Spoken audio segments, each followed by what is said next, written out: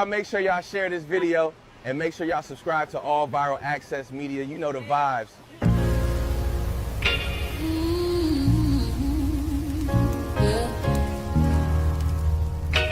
They thought we forgot, but we never forget.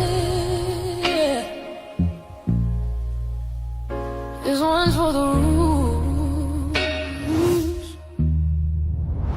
We built this land from dust and tears, 400 years, and we still here. They write new rules, but they don't see. Every freedom they got came off you and me. We planted seeds, they took the bloom. We lit the flame, they left the room. But we back now, know the skies.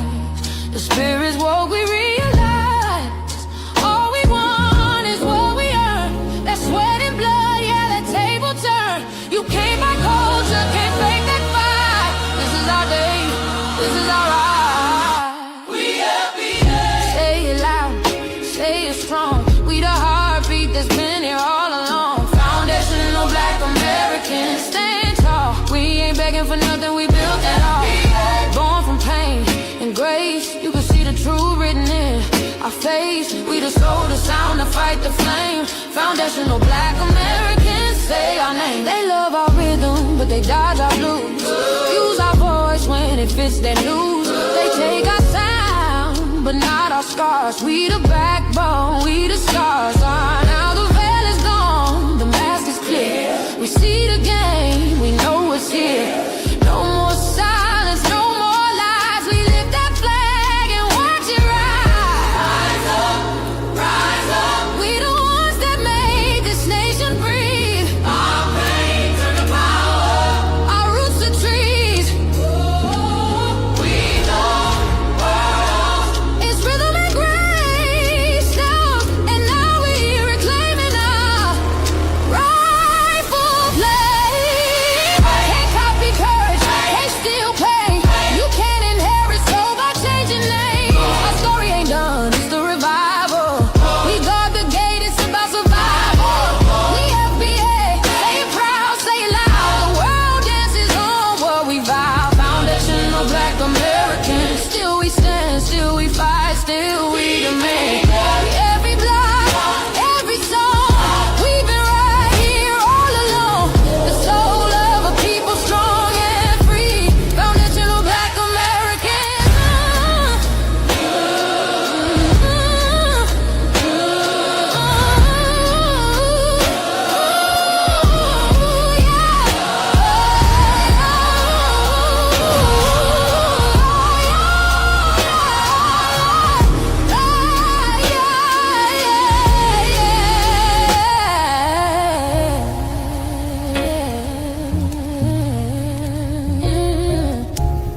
We the first, we the rule, we the fire. Still rising, still here. Foundational Black Americans.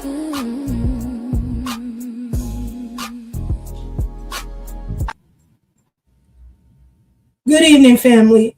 Welcome to another edition of Thorough Black Talk Worldview with your sister K Fighter, Brother Tad, Brother Blacksmith, Sister Brooke, and Brother Divine. The Supreme Court has spoken, but the debate is far from over. Tonight, we're breaking down Birthright Citizenship ruling, the TPS decision, and what these historic cases mean for the Constitution, immigration policy, and America's future. Through the enduring lens of the leaders like President Ulysses S. Grant and Frederick Douglass, who championed equal protection and civil rights for Black Americans. Let's get into it. Tell somebody to tell somebody it's going down right now on the Brooklyn Bridge. Let's get Brother Blacksmith up on the bridge. Jesse passed? Sister Brooke and Brother Devon will be in here in a minute. So tonight, we are dedicating our show to Uncle Jesse, our #1 supporter of not only Thorough Black Talk, but the OG Wisdom Podcast. Your girl has been up for more than 24 hours. I haven't slept since being in the hospital with him last night. So I thought maybe I wouldn't go on live tonight, but that's not what Unc wants. In fact, he was excited whenever we talked about history and broke it down the way that we did. So tonight, we rocking out with him on the bridge, and let's get into it. Let's get into it. We got to keep pushing because that's what he would have wanted. Please send your love and support to his wife, Aunt Marie. Hold ahead. We're going to push through. We got this. We got this. Brother Black, your thoughts on seeing Uncle Jesse every week? Yeah, that you know, Sister Keisha, when you mention him in particular and Auntie Marie, even though I don't know them personally, I feel like I do because I've known you so long, and you know, anybody you deal with, you know, and I know it's gangster when it comes to what we trying to do or what we do, excuse me. Man, I'm kind of, I didn't expect this, so it's like, that's one of the reasons I hope why I hope that was a mistake. text. Yeah, man. I'm sorry. Sorry for your loss. Thank you, brother. He looked like a good brother too. Definitely that. At first, real leader in our family. The first second I saw it, I thought it was Ray Ray. I'm like, oh, it says Jesse. So you know, wow. Okay. Symbolic. I love the symbology of the picture because starting this weekend we're going to be under a heat dome. So that picture represents that, if you ask me, and you know, so symbolic. So he's still here with us at the end of the day. Absolutely. Oh man, where do I start? Okay, we're going to get into the heat dome, being that you know that's what we need to talk about because that's what's actually. Hold on 1 second. Let me just give some shout outs to the fam real quick. I am a mirror. Glad you rocking out with us on the Brooklyn Bridge. Appreciate you rocking out each and every week right here. Our sister from another mister, Farnessa, Alabama on the check-in. What's Sister happening? Our brother Rich, nice. Kelly in the building. What's happening? What's happening? What's happening? Kimberly Powell, what's good? Glad you rocking out with us on the Brooklyn Bridge. Our brother Divine, the president, will be in here in a few. Big Russ, you know, him and Uncle Jess, extremely close. So, cuz I had to dedicate tonight's show to Unc, because, you know, he would love that. So, glad you rocking out with us. Yes, Sister Farnessa. We appreciate that. Thank you for your condolences. He definitely liked chopping it up with y'all in the chat. Like I said, Friday nights, we have our family call, video chat. And he was the one who was adamant about us all having this weekly call. And so when I came on Fridays, the first thing he would discuss is whatever we discussed on the bridge Thursday. So yes. Bruce, what's happening? Yeah, he said, that's my dog. You know, they're very, very close. You know, we was watching the Knicks games together and all of that. So actually this photo I took, even though I AI generated the depiction in the back, the last photo I took of him, this was at our cousin Michelle's house. We had a family get together and we were just leaving Brooklyn, Farragut at that, because we picked up my Aunt Pauline, who was the matriarch of our family, who we had to lay to rest the end of May. So it's been a lot for our family. It's been a lot. Appreciate you too, sis. Appreciate you too. Sister Pat, thank you. Appreciate your condolences to me and the family. Definitely appreciate that. Yes, indeed, Brother Rich Nice. Thank you. We appreciate that. We appreciate that for sure, for sure. Intrigue 1129. What's happening? What's happening? Glad you rocking out. Us on the Brooklyn Bridge. Thank you, Bruce. Kimberly, I appreciate you. We appreciate you because I'm speaking for the family. We appreciate you. We appreciate you. We appreciate you. Definitely, definitely. And during the transition of Aunt Pauline, President Divine and Sister Brooke got to actually meet Uncle Jesse and Aunt Marie and chop it up with them for a few minutes. So they'll be giving their spiel once they get in here in a few minutes. Brother Black, where you at? I can't see you. So we got this heat wave that's now got his way to New York. But people in Europe is still burning. What's happening? Okay. Well, the things I've been doing, we come in full circle, sis. I told you. I've been telling people on the blog. I don't know if you read. I know you've been busy with other things, so I'm not going to hold you to that. But as far as that's concerned, I've been talking about the solar flares pretty much since I've been on the show because I've been talking about it way before I even started with y'all. So that's causing the seismic activity as well as these heat domes. A lot of people are saying it could be HAARP and so on and so forth. At this point, it really doesn't matter because, as we all know, whether you believe in what I'm saying or not, they have an expiration date on their back, and their time is soon coming. And when I say soon, I'm talking about this year, next year. I'm not talking about, we see all the things that's happening, 7.2 and then 7.5 in Venezuela last week. Philippines is having earthquakes. Japan, California had a few last week or a few days ago, let me say. Nothing major, but,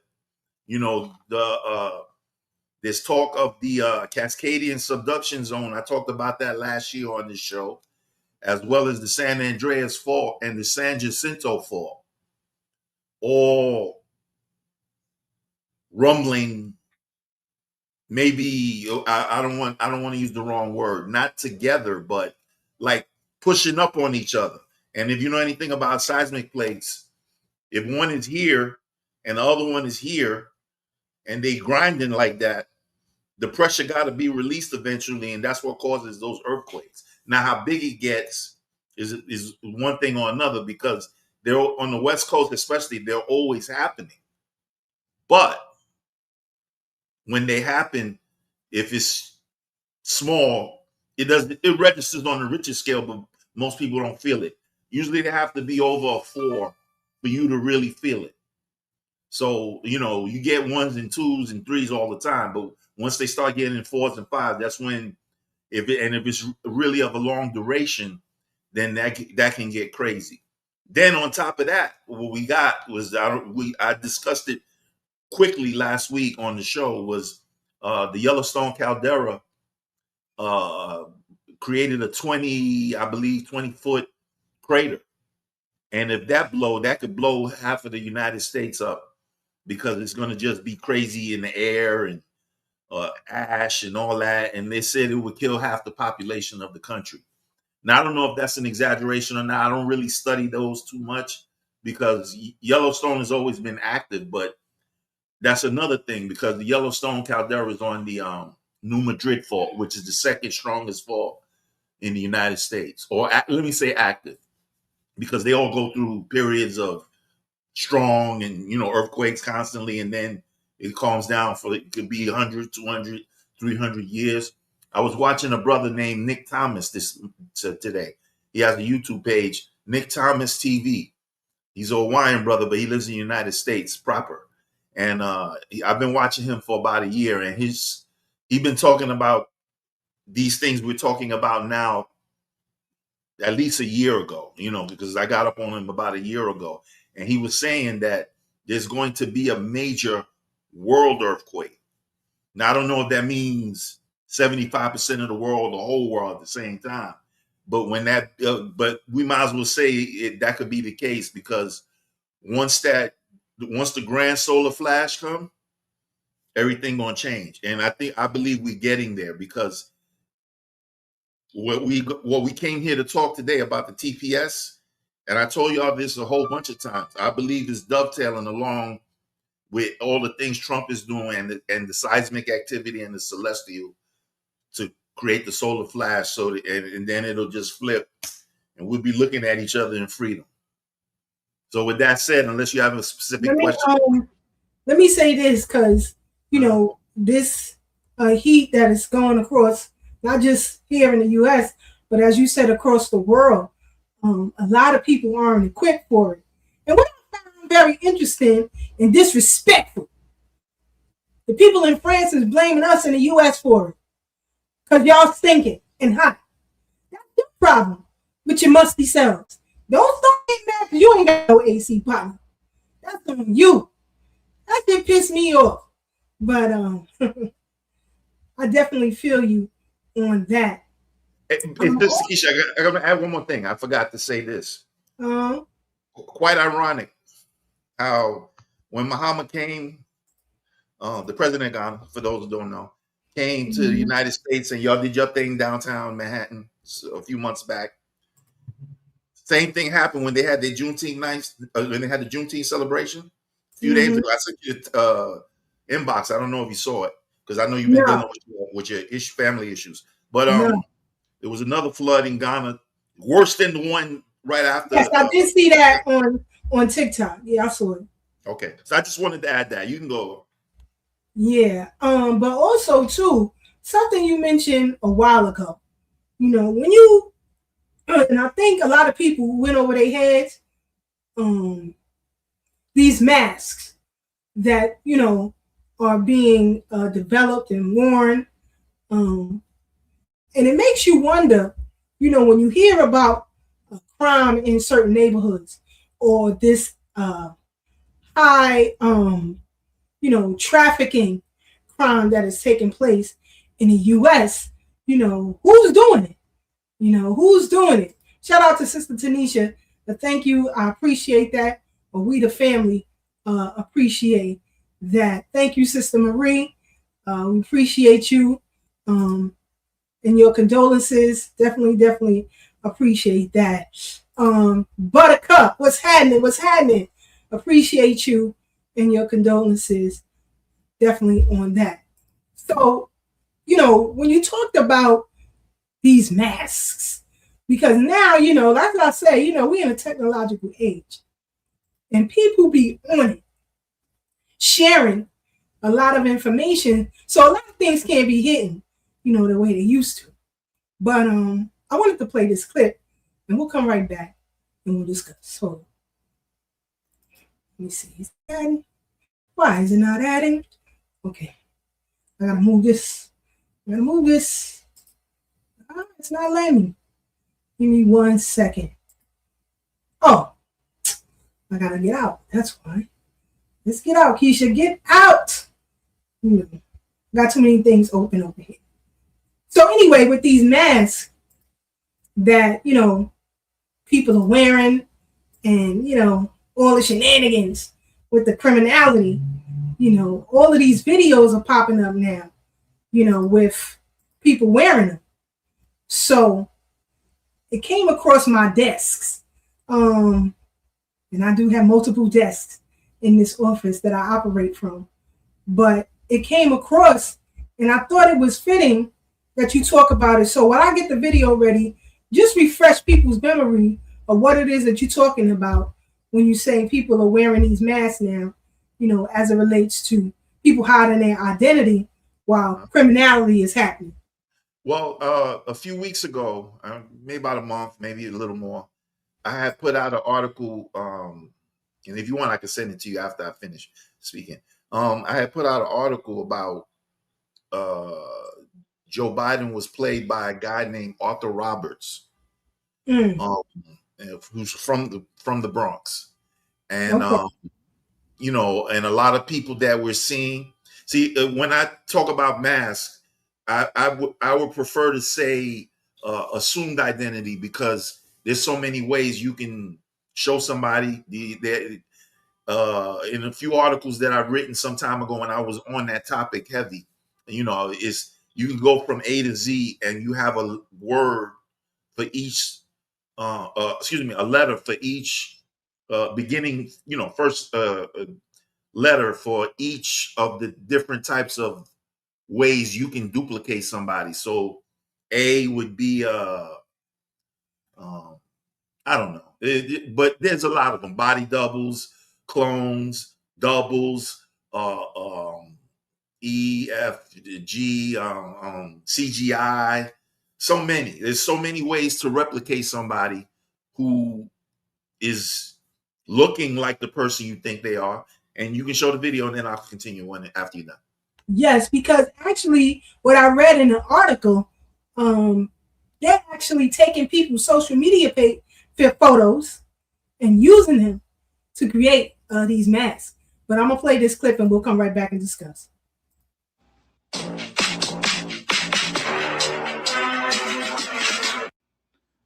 Hello, everybody. This is Jay Sims, Army veteran, also retired detective. Did you see these masks are also sold on TikTok Shop? And you seeing how this guy right here is displaying this mask by impersonating a black person. So this person can probably essay somebody, rob a bank, do something heinous. The only thing he had to do is wear some black gloves, put a hoodie on, and guess who the person that the victim's going to say? It was a black person. And then guess what? You know what they say? We all look alike. So cops are going to be on high patrol, and anybody that matches the description of a black person with a wide nose will be picked up or either falsely accused and charged and spend some time behind bars. Is this a setup? Because I need to know at the end of the day. As a retired officer, you have to basically go off what the victim is saying or witness are saying, regardless if it's a mask or not. But like I said, they're going to pick up somebody, and this is not funny. They shouldn't be selling stuff like this, because this is just impersonating a particular race, which is black, and the outcome is not going to be good for no one. Leave something in the comments. It makes you think, with all of these drive-by shootings and things of that nature, it be that people are wearing these masks. And I think I remember a while ago, right after the homicide committed by law enforcement to Ricky Boyd, some members of Chicago City Council actually mentioning this. So, your thoughts, Brother Black? Uh-oh. You done went into the terror zone. You back? Yeah. Can you see me? Can you hear me? Let's try again. Try one more time. Better. Go ahead. 1 2 1 Better. 2. Yes, go ahead. I don't know if you remember some years back. I'm gonna tell you two situations, and I'm sure some of y'all gonna remember it because it was moving around in the social media pages in them times when it was, when it first came out. There was a woman, I believe she worked for the NSA or one of them outfits, and so she had to meet with, I believe, W. Bush, not Daddy Bush, and tell her the results of her findings. So she was in one of them departments that created the mask. So she went to see him, and she went to see him with an assumed person that he had to meet up with too. So when she went there and she waited for him, when he was ready, he came and got her, from the vestibule or, the lobby or wherever she was. And then she said, "Oh, it's not, this is not who you think I am." And it was a man.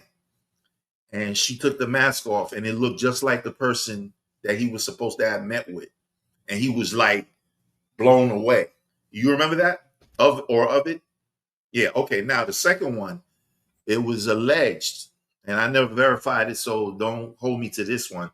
But Chicago police was stealing Chicago drug dealers' cars and dumping on their rivals on the other side of town, creating gang wars when there wasn't no need for the gang war because they already had agreements.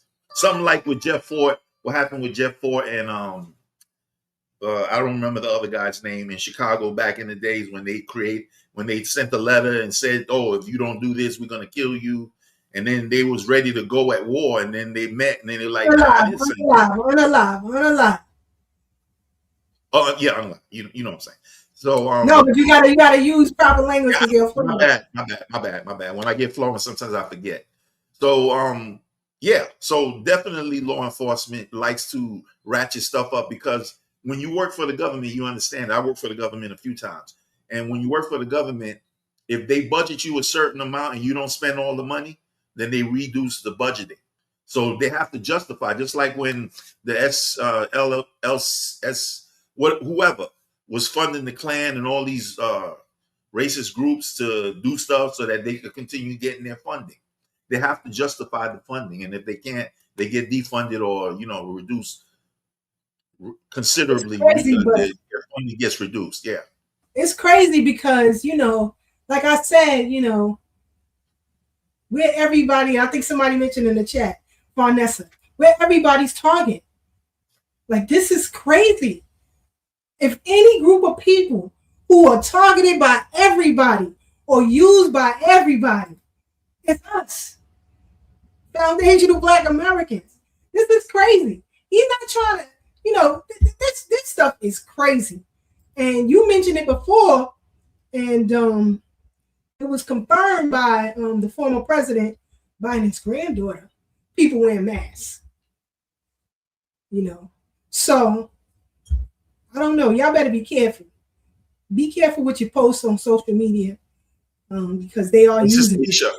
I'm gonna send you the link for that article, the one I tell you about. Joe Biden's was playing by Arthur Roberts, so people can see the picture if they don't want to read the article. Is a picture too. So I'm gonna send that right now. You can talk. Go ahead. I'm done. Okay.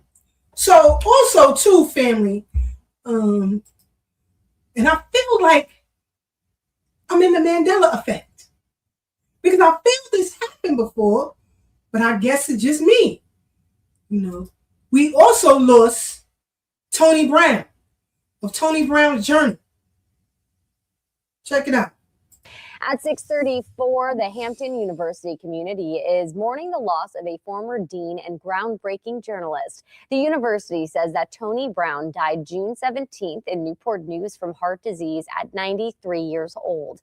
Brown was the host and executive producer of PBS's longest-running series, Tony Brown's Journal. He amplified the voices of the Black community at a time when Black representation was rare in media. He also served as dean of the Scripps Howard School of Journalism and Communication from 2004 to 2009. Current Dean Julia Wilson says that Brown's legacy will continue to inspire journalists to inform, uplift, and create change. So to me, I feel like, I don't know. When I heard that this weekend, and for those who don't know, Tony Brown of Tony Brown Journal, you should check it out. Check him out. A lot of maybe millennials and, Gen Zers may not know who he is, but just put him in YouTube and you can find out who he was. Also, Mother Khadijah Farrakhan transition. This is a lot. This is a lot. How I know? How do you know, Farrakhan? Because she stood with me.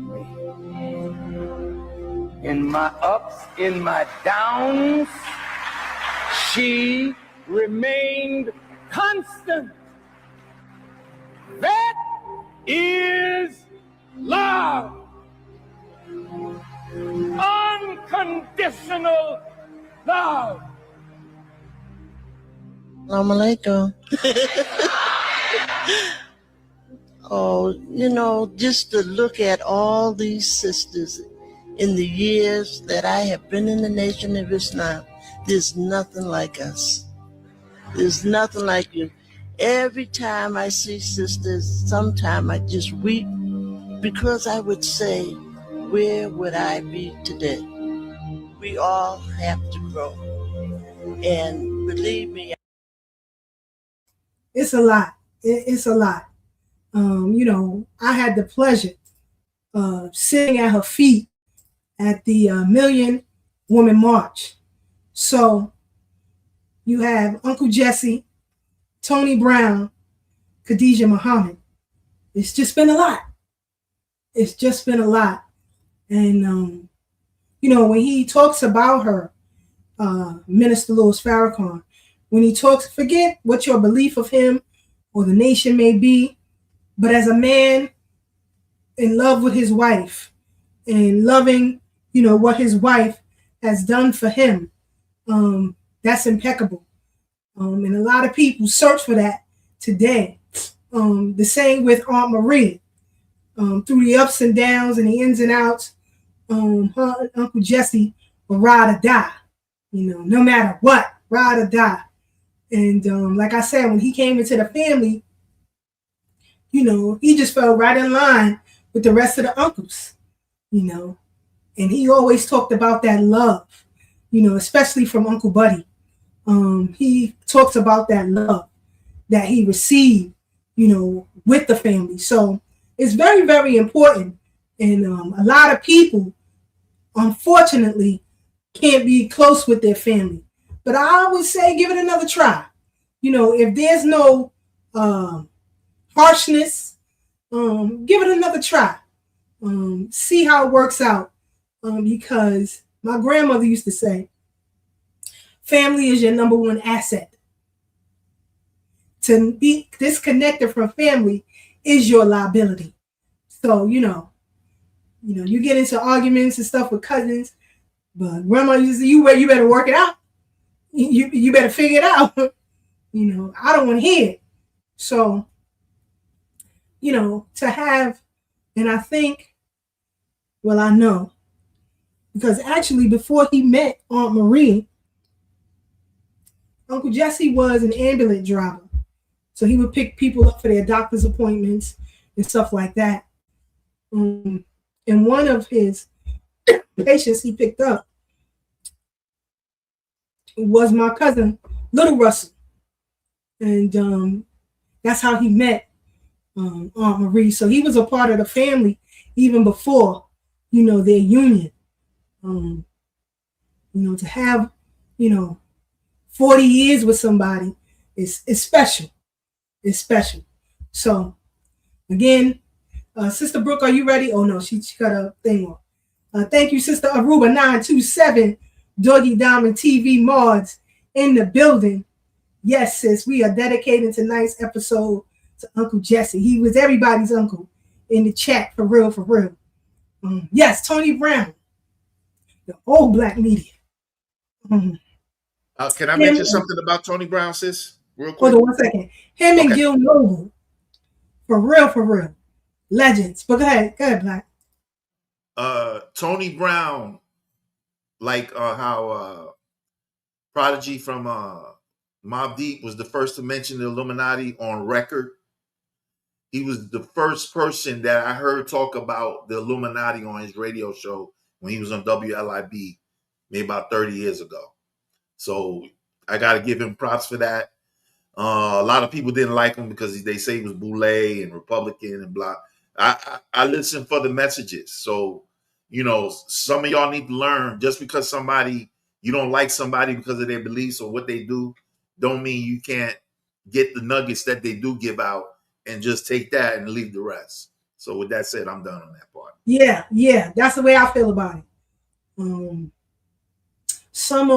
One of my best episodes of Tony Brown's Journal was when he had what is his name? Not Dr. Clark, but Amos Wilson? No, not Amos Wilson. It'll come to me. But it was Chancellor Williams. Sorry, Chancellor Williams.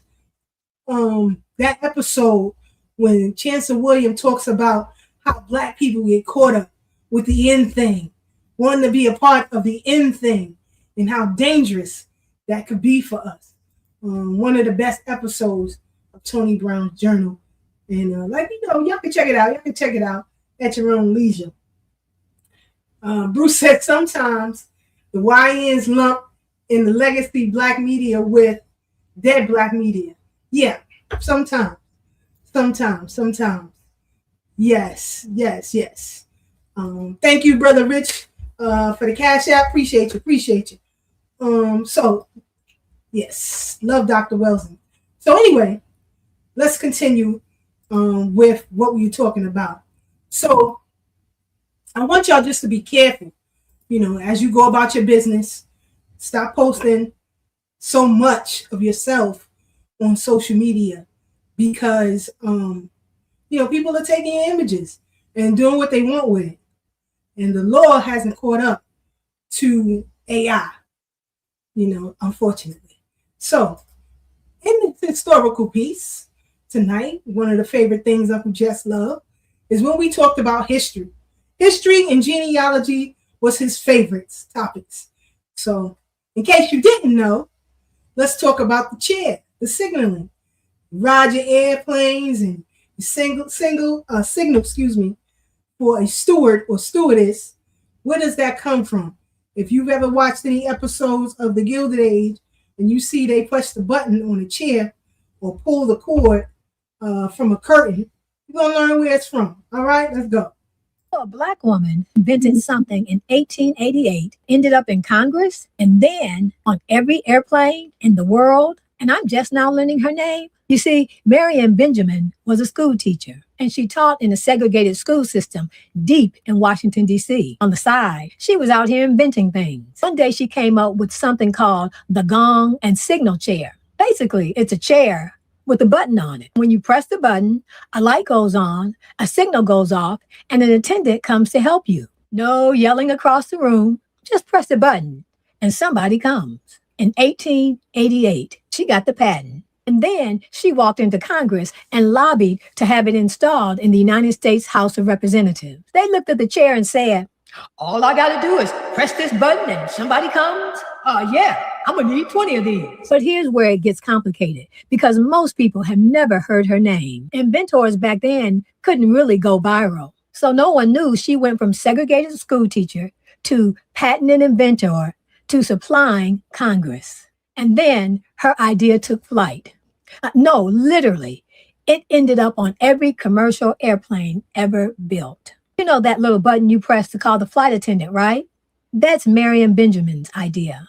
Now you know. Follow for more history they forgot to put in the textbook. You know that history, Brother Black? People always asking, what y'all do lately? No, I didn't. Listen, I saw a video a few hours ago. I didn't even think about it until right now, where Trump said that African Americans invented everything. And people are mad. I'm going to look for the video just so you can know I ain't bullshitting when I say what I said.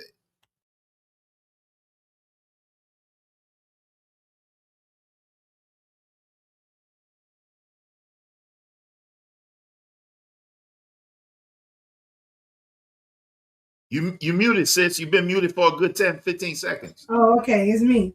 You ready, Brooke?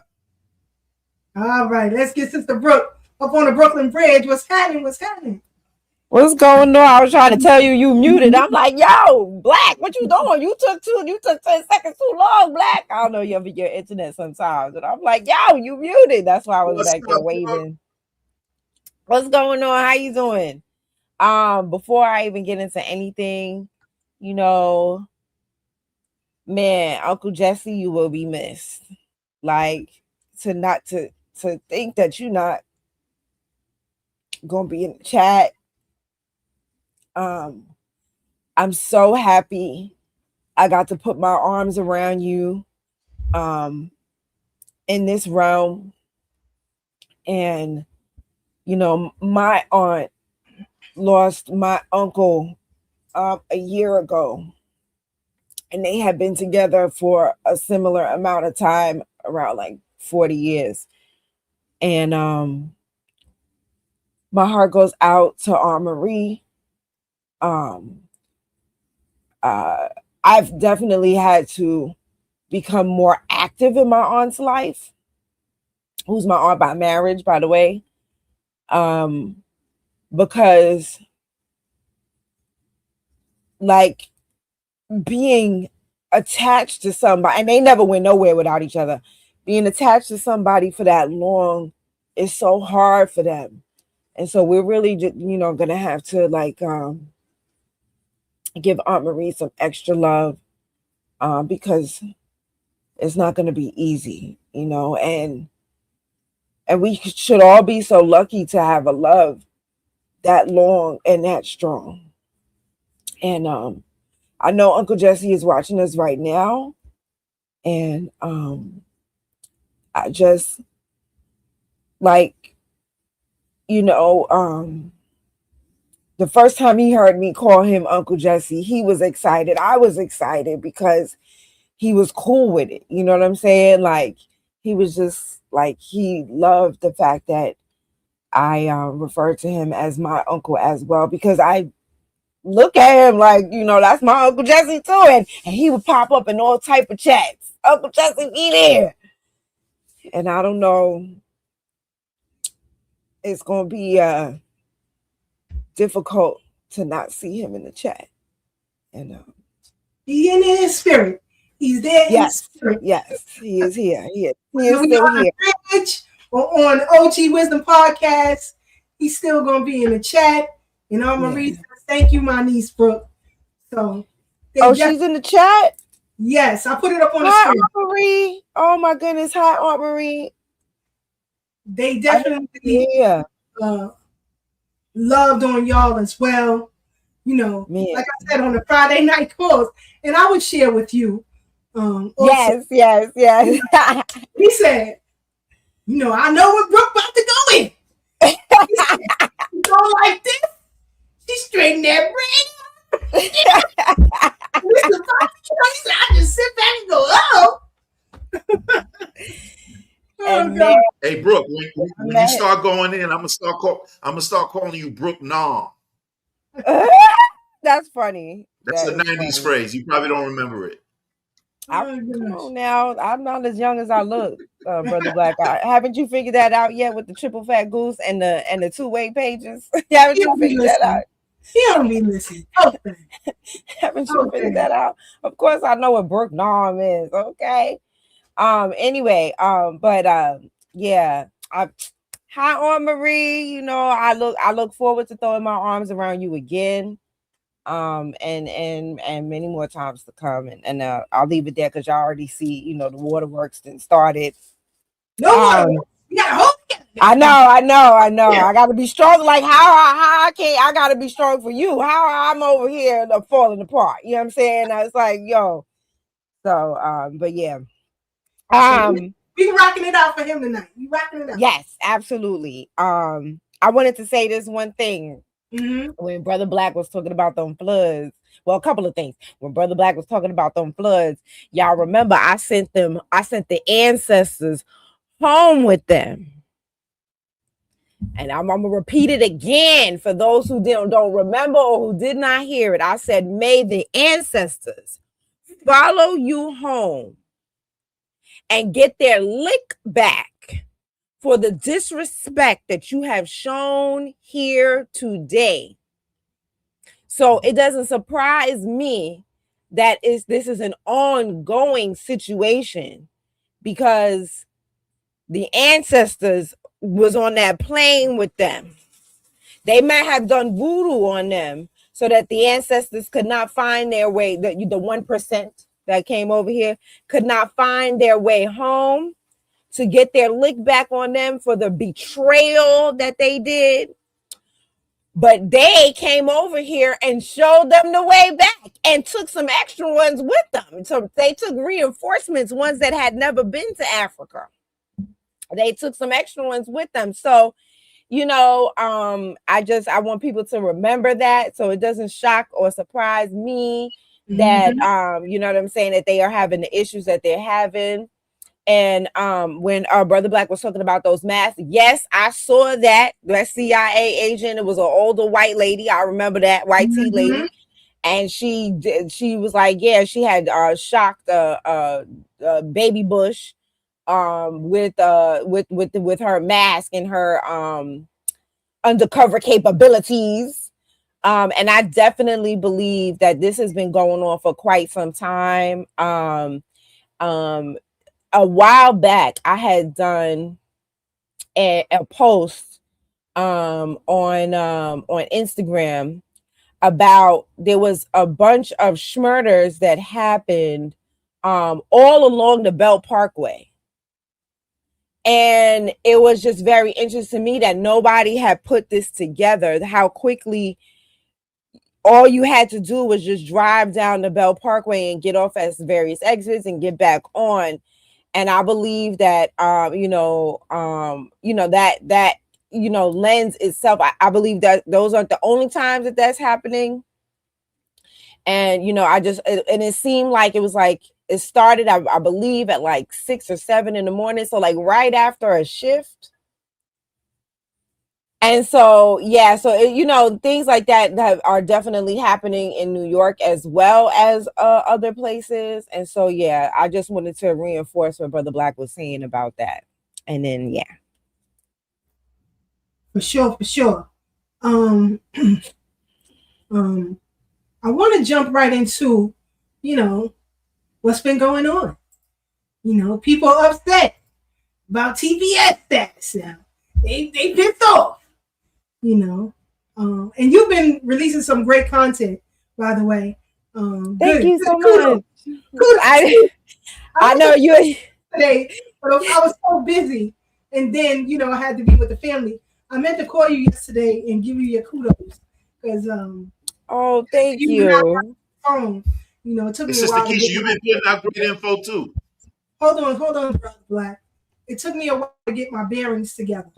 So I can only imagine. It to you, but you've been releasing some great content, sis. I love it. Keep up the good work. Thank you. I'm definitely, like I said, and I'll have to give credit to credit. First of all, Keisha been trying to put her foot on my ass for the Lord, you mess. I'm trying not to cuss. I've been putting her foot to my behind for quite some time. Like, are you gonna go live on Monday? And I'm like, yo, I'm tired, right?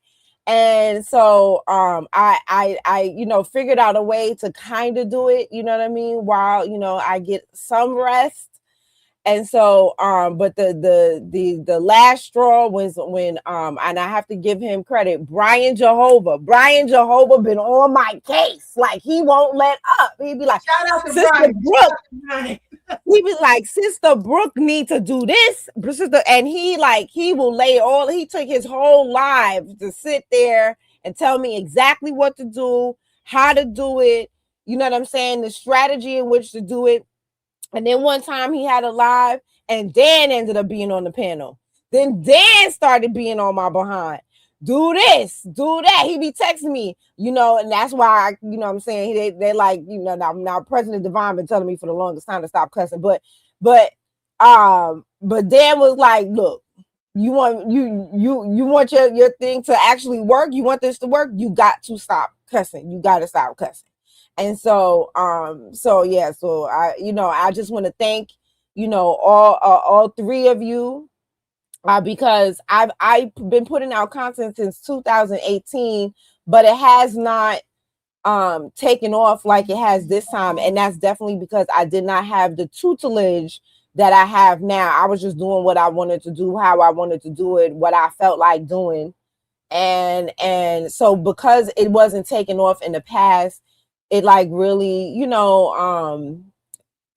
it made me feel like, I'm shadow banned. I'm not going to, that's why I had to get a new channel. I'm shadow banned. There's no point, you know what I'm saying? I'll do what I want to do when I want to do it. But, because of you guys' tutelage, I've been doing it right. And so I definitely appreciate it. So, with people like y'all, I had to show you guys that, your lessons and your encouragement is not going to deaf ears. And so, yeah, so I'm putting in the work. And I appreciate the family for supporting the work.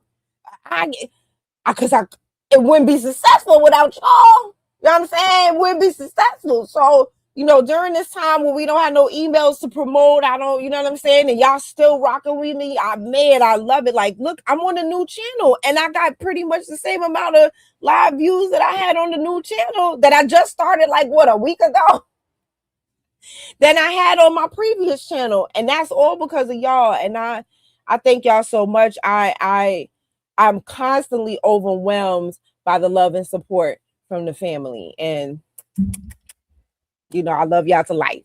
We love it. We love it, sis. We got your back. We got Thank your you. back. We're going to make it work. Because now, New York is ripe for us to take over the media game. Yes. And I think we got it locked between us. We got it locked. It's a wrap for a whole lot of people. Me, you, Melrose. It's a wrap for a whole lot of people. It's over. So that's right. We are the new black media here in New York. I don't care what nobody tell you. Okay? It's up. It's up. That's right. Here. That's right. So, Brother Black, Brother Black, you had something you wanted to say. I'm sorry. No, I was just giving you kudos like you was giving it to Sister Brooke because you putting out dope shit too. So thank you. Yeah. That's it. That was it. And she be teaching us. Actually, I started doing some videos because I have a lot of footage. When I go to these museums and I walk around the city and take photographs and stuff. So I started producing videos that I just have to upload and put it out there. But y'all mentioned the flood.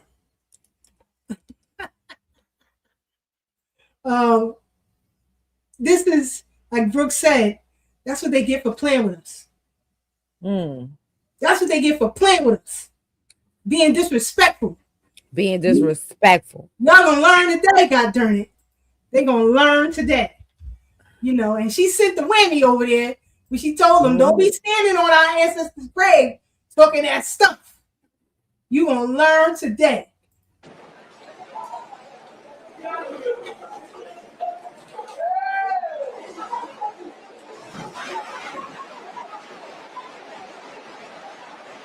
Having mocked slave auction in our name. You think we playing with you? You think our ancestors be playing with you? No, ma'am, and no, sir. We ain't playing with you. It's up. It's up. How dare you? How dare you? And a lot of tellers been talking green. There's a lot. So, TPS is a wrap. Temporary is temporary. But before we play this clip, Sister Brooke, could you just talk a little bit about, first of all, hold on. Brother Devon, are you ready? Let's get the U.S. Freedman President. Mr. President. Bridge. Brother Devon, what's happening? Oh man, it's heavy on the bridge today. It's heavy on the bridge today. But and it's funny, I had a background similar to that one, but I know I also had to show love to the 250 years of Black America. So I'm glad you had that one. And I would much rather have Uncle Jesse stand alone with his own image than me to even have one that I wanted to pay homage to him too. And when I heard the news last night, I was obviously taken aback, but I was so grateful for having a chance to meet him. And they say that a picture says, or picture speaks or says 1,000 words. And I'm so thankful that I got a chance to take pictures with the family, and it was at the behest of the family, right? When you at one of those things, you never know what it's going to look like or what it's going to feel like. And it felt like home. It felt like a family reunion. But, as they lined up to take pictures, various pictures, whether it be the men of the family or, just pictures in and of itself, when I attempted to stand on the side, they let me know in no uncertain words that was not where I belonged. And so I'm grateful to have, pictures and that memento and that physical reminder to take the place of the 1,000 words that I don't have right now, but still able to express my appreciation for you, OG Sister Keisha, for your beautiful family that accepted me. And I think, not to get too biblical, but they say, no one knows the time or the hour, right? That's what I was raised on. And I'm honored to have been invited onto your platform, for the very first time. And now, on a I won't even say on a weekly basis, but on a week by, how the cell phone companies, they used to have them long contracts. Now they go month to month. And that's how I view my space on the bridge, not because you don't make me feel welcome, but because I don't take it for granted that you have extended this to us week by week. So I'll wait for my weekly update that I've been cleared for the bridge. And I thank God, thank the answers. I think everything that we're doing. And I'll land on this because when I was there, I already shared what your grandson said, in his, childlike innocence, letting me know, like, man, you just found out we part of the same family. But for the adults, and the rest of the family, they made me feel like family. They told me that I am family. And I'm honored that they shared with me how proud of me they were, how thankful they were for my contributions on the bridge, and just encourage me to keep up the good work and to keep fighting for lineage. And Uncle Jesse was one of the ones that told me that. So I'm honored that this great man was able to tell me that he was proud of what I was doing, and that he tuned in every week to see what we were gonna say or what we were gonna do. And thank you, Aunt Marie. I have no words for you calling me your nephew. You are definitely my aunt. He was definitely my uncle, and I got the pictures to prove it. So there's nothing y'all could do about it from this point forward. Thank you, brother. Thank you. Appreciate that for sure. And for those who don't believe, there it is. They said all the men in the family. I was like, okay, let me step to the side. He was like, where you going? Where you going? That's right. And Uncle Jess right there. Cousin Thomas, who is a very good friend of Brother Tad, with his hand on his shoulder.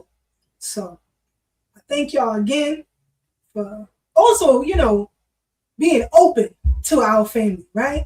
Like I said, when we bring people around the family, they got to be on the up and up, or we going to get the smoke. I don't want them I got enough to deal with in this life. So I don't want them kind of problems. So they always see y'all as a part of the family, always rocking out on the bridge. And like you said, they are very proud of the work that we are doing. So, we keep it going for Unc. We keep it going for Unc. It is what it is. We just got another ancestor watching over us to make sure these tethers and things stay away from us. You understand? Stay away from us, because it's up and it's stuck. We ain't playing with you. So anyway. Oh, and I'm gonna need a picture for my mantle. You know how I feel. I need a picture because I have a picture of ancestors. You know what I'm saying? And I need a picture of him for my mantle. So it could be digital. I got you. So, excuse me. TPS is up. I'm gonna let Sister Brooke and Brother Divine take this, but I'm gonna play this first because people out here destiny swapping, and it's real. We are really living in the movie Us. It's really happening in real time. Let's play this clip, and we'll let Sister Brooke and Brother Divine give their 1-2 punch on it. Question to the Supreme Court.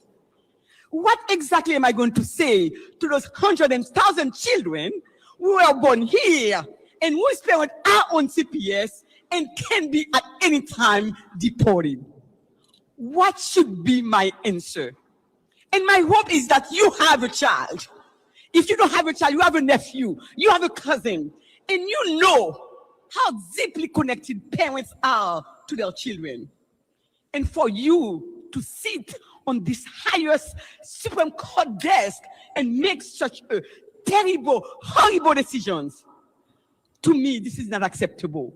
And I think this is the time for all of us, this entire country, needs to stand together and to say enough is enough. This is not acceptable.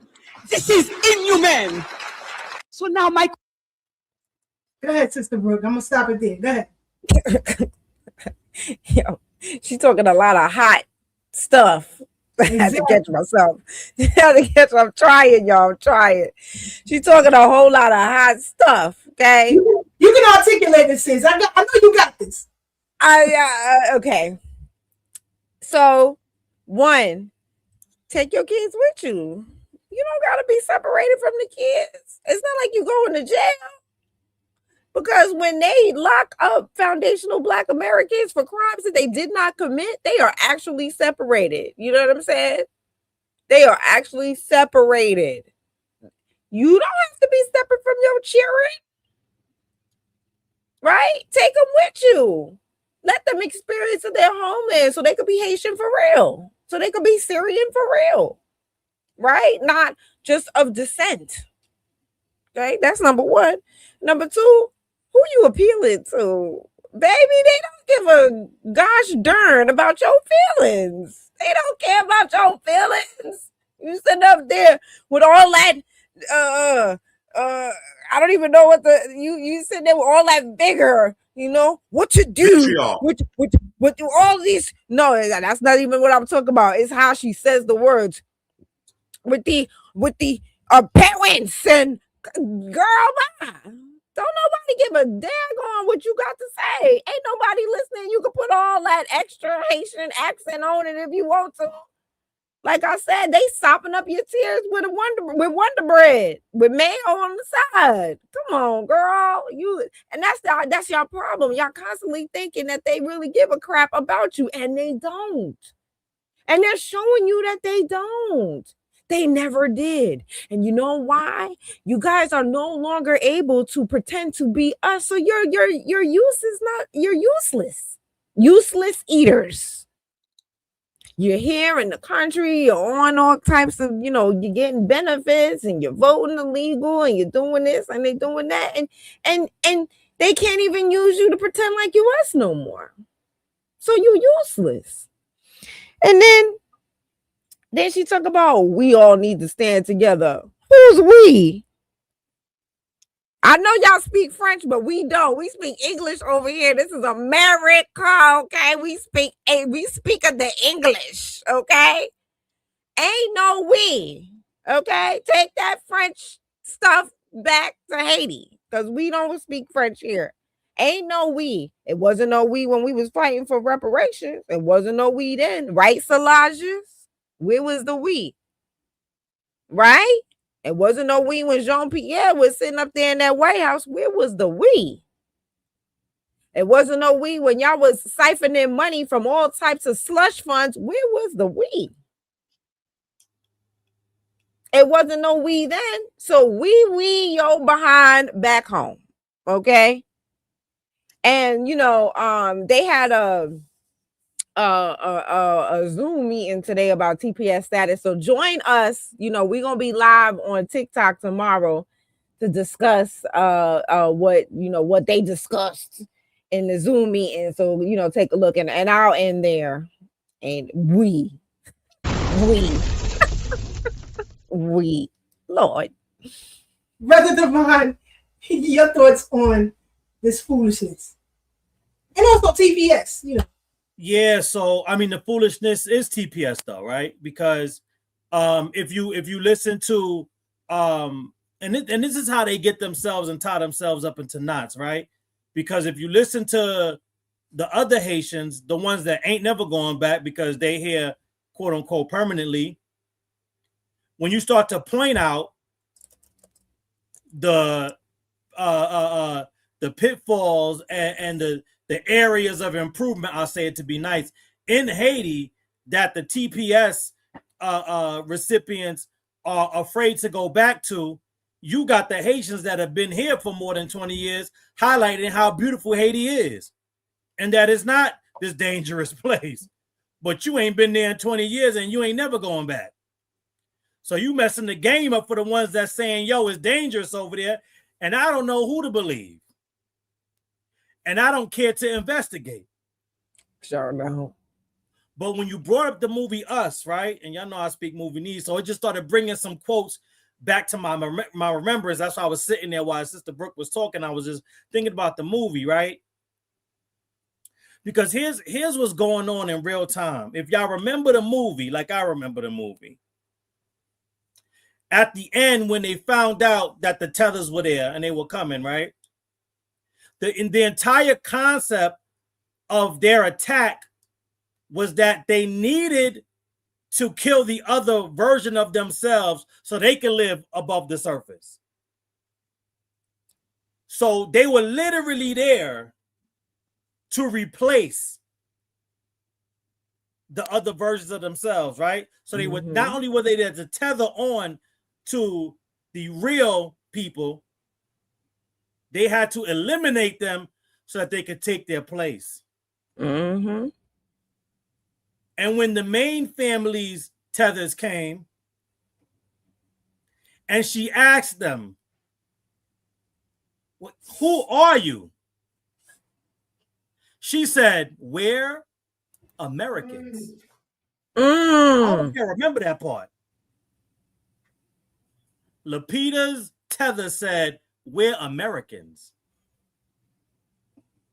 And so, in addition to that, now here's the other, well, I don't listen. If we need spoilers on that movie, I don't know what to tell you. You just ain't watching. Right. Come on now. That's mad old. Spoil it. Right. But in true tether fashion, if y'all seen the movie, the plot twist was that she was the tether all along. Because when she was a child, she switched places with the real her and took her place. So she was tethering. And here's why I'm bringing that up. Because she lived a life of constantly looking over her shoulder because she knew the day would come where she would have to go back to where she belonged. That was the entire source of her paranoia. That was the entire source of why she couldn't get along with her husband and why she was distant with her kids.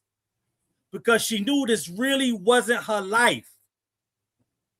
She was cosplaying and praying that the day never came where TPS runs out. And the reason why they bank and kind of create an entire life of something that they know is temporary is because King Tether, not King FBA, King Tether, Barack Hussein Obama, is the original sinner, pun intended, that took a temporary program like DACA and unconstitutionally made it permanent. And so when you ask yourself, well, why didn't they do this? Or why didn't they do that throughout this entire time that they had the time to do things to make that TPS permanent by changing their status? Here's why. They thought the Democrats would win.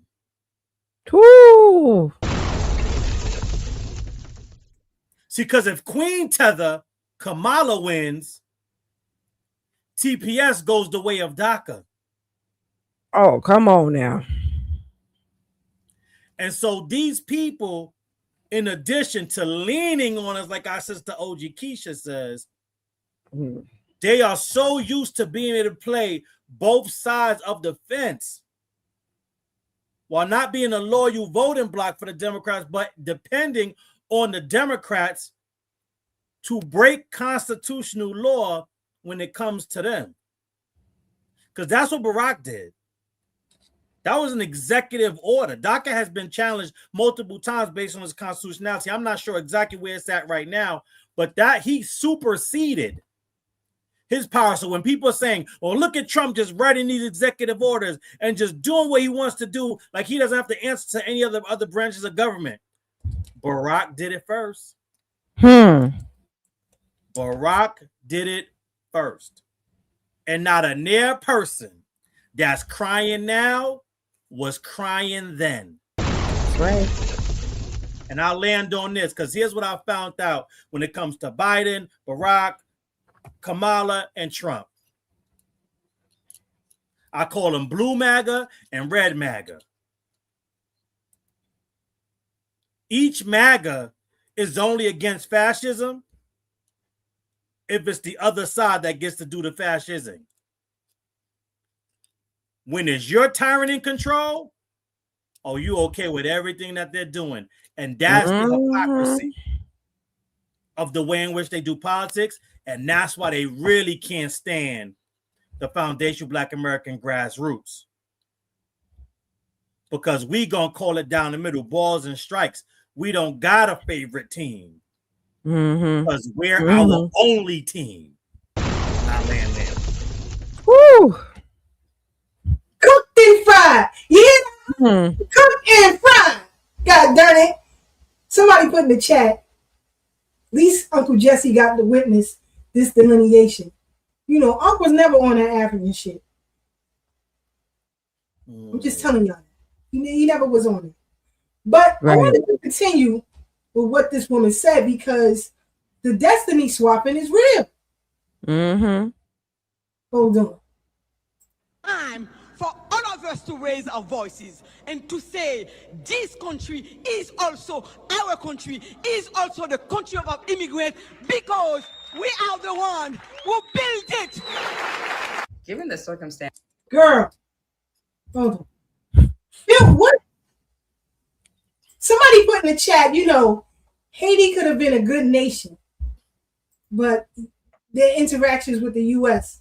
or something like that threw a monkey wrench in there. I think Brother Rich, I'll put that in there. Here's the thing. On this soil, oh, here it is. He says, the Western powers did a lot to destroy Haiti. They could have had a great nation. The people caused a lot of their own doom. Come on. First of all, you unalive your freedom fighters. After they get you the whole daggone island, you unalive them. Then you convince some enslaved and formerly enslaved Black folks to come over there and live amongst you in freedom. But you gave them all kind of stipulations that you can either join the military or work as a slave and do the farm. So they didn't feel they was treated right. So they hightailed it to Dominican Republic. Our people who built their own community that's still there in Dominican Republic. Now, before it was Haiti, it was Saint Domingue. You know, you have no smoke for these Dominicans who you said you helped free. You ain't got that kind of smoke the way you got for us. I found that problematic. I don't see you trying to steal their history, their legacy. Your biggest issue is France. How come you don't flood the French border? Why y'all not flooding the French border? That's crazy to me. Then, instead of aligning yourselves when you come here, because remember, back in the 80s, excuse me, we put it down for them when they came here. Yep. We put it down for them. Didn't like the way they was treating, left on wraps and water and all that kind of craziness. So instead of aligning yourselves with black folks here, you chose to be quiet. Keep your head down. And on top of that, try to destiny swap. That's problematic. Nobody would tolerate that. And because in flat blackness, people expect us to lay down and just take it. People expect us to lay down and just take it. Even though, I'm not saying all, but the few is too few. And I'm talking about all Caribbean islands, all African nations. I'm not saying all, but the few is too few. Because we've all heard it. Conversations about us, telling their children to stay away from us. You know. But now you want me to fight for your children. That don't even make sense. Be careful what you ask for, because you just might get it. You had this person making commentary. We'll come right back and we'll discuss. Hold on. So I saw this black lady talking about Haitian go back home. And they were saying, you didn't build nothing here. Go back and build your own country. I need her to rephrase what she said about your own country part.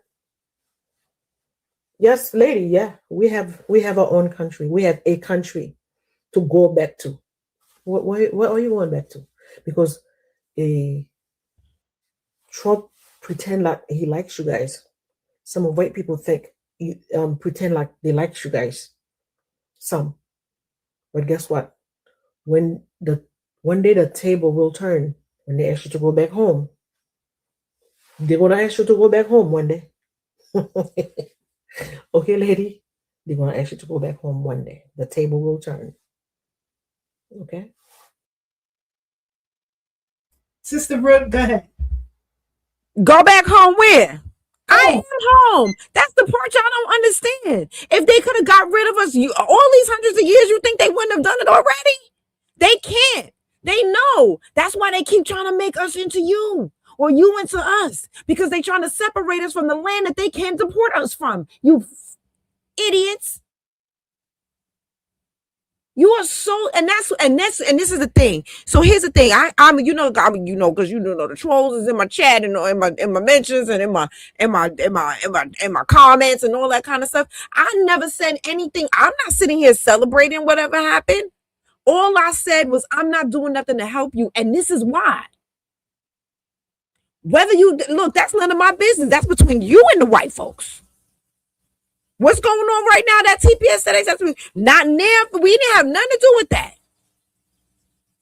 except for Clarence Thomas, Supreme Court Justice, who had to rule on the side of law. He is a judge, and legally, y'all don't have no leg to freaking stand on. But that's why they can't get rid of us, because we got all kinds of 2 feet, 3 feet, 4 feet, 5 feet, 40 million sets of feet of legal history here to stand on. They can't. And it's so crazy to me that they are constantly talking about, oh, they're going to send you home. Where is home? The South? South Carolina? Louisiana? Honey, the way y'all do it in New York, like, I welcome that. Shoot. And when they do that, are they going to give me, how much they giving them to leave? They under $2,500 or something like that to leave? Are you going to get plane ticket and $2,600? Come on, give me a free plane ticket and $2,600 to South Carolina right now. Right now, I'm with it. I'm with it. Y'all so dumb. And this is why we not helping you. Don't ask us to help you because your mouth is so freaking slick. You always talking and popping it. You always talking and popping that stuff.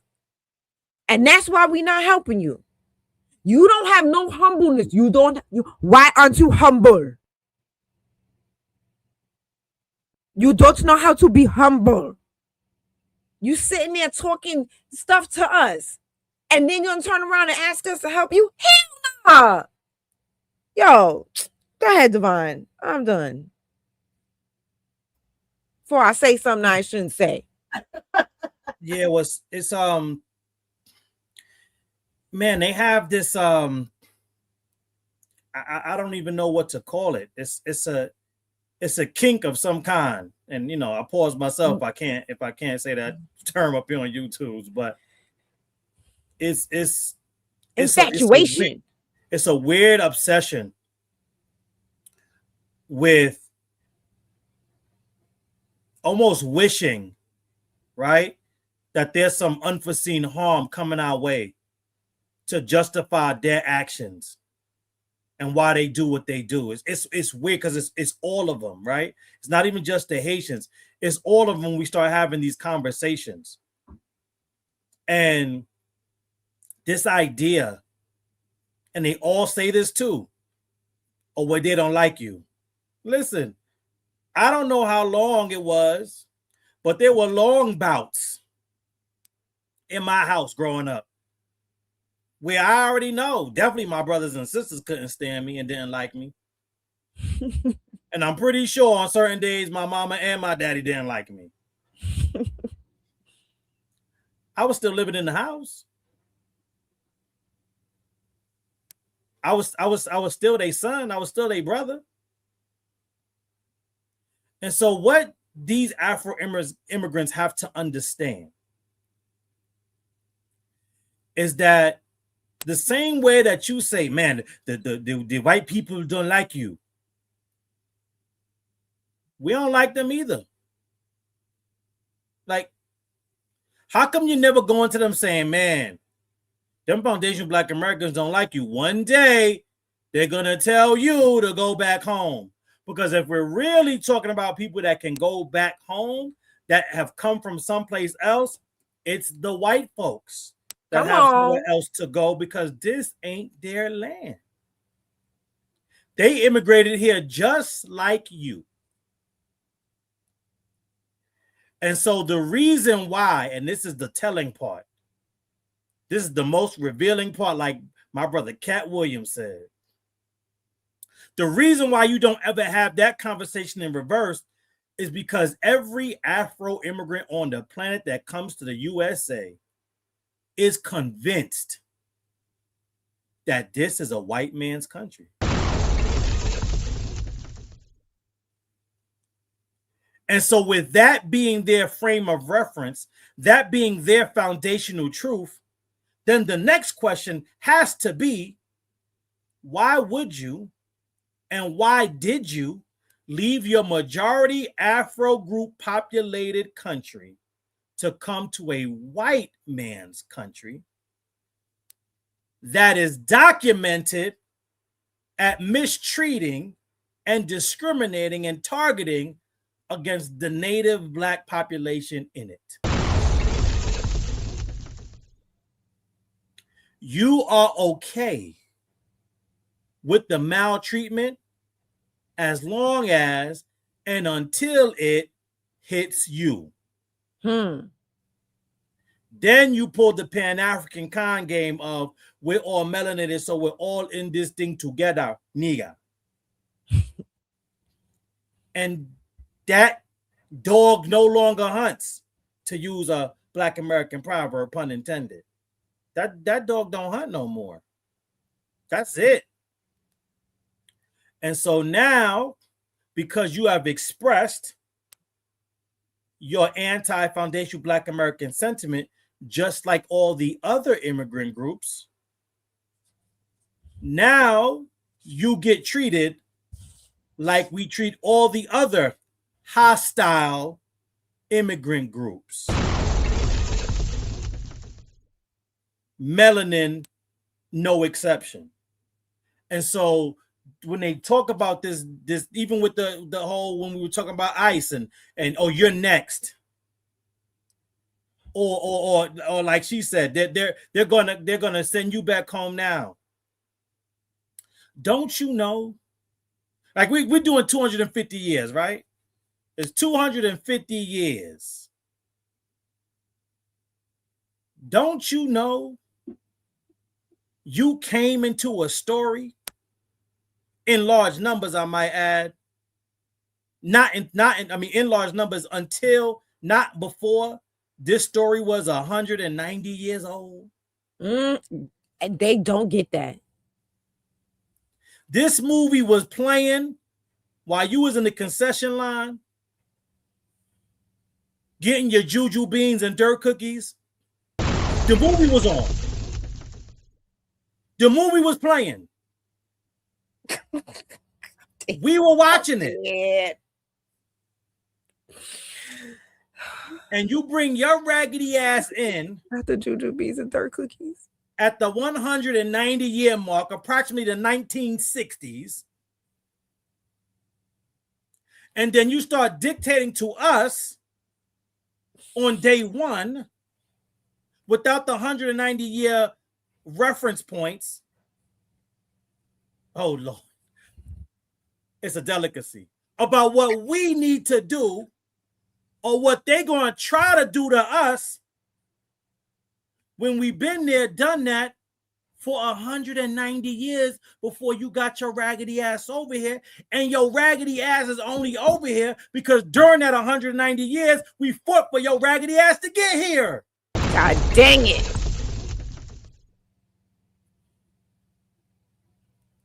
Like, why is a line, even though he was in the wrong, movie just popped in my head, A Few Good Men. Well, Jack Nicholson is talking to Tom Cruise. And he's like, how dare you demand freedom from me? I'm paraphrasing. And then question the means by which I supply that freedom. God. I'd rather you just say thank you and call it a day. You got the nerve to question us when you only here because of us? And never once did we say we're going to harm you for your disrespect. We just said you're on your own. On your own. Since you want to talk like you big and bad, going back to that original reference of my family members, my mom, my dad, and my siblings not liking me, but I'm still in the house. Guess what also happened in Black American households, though?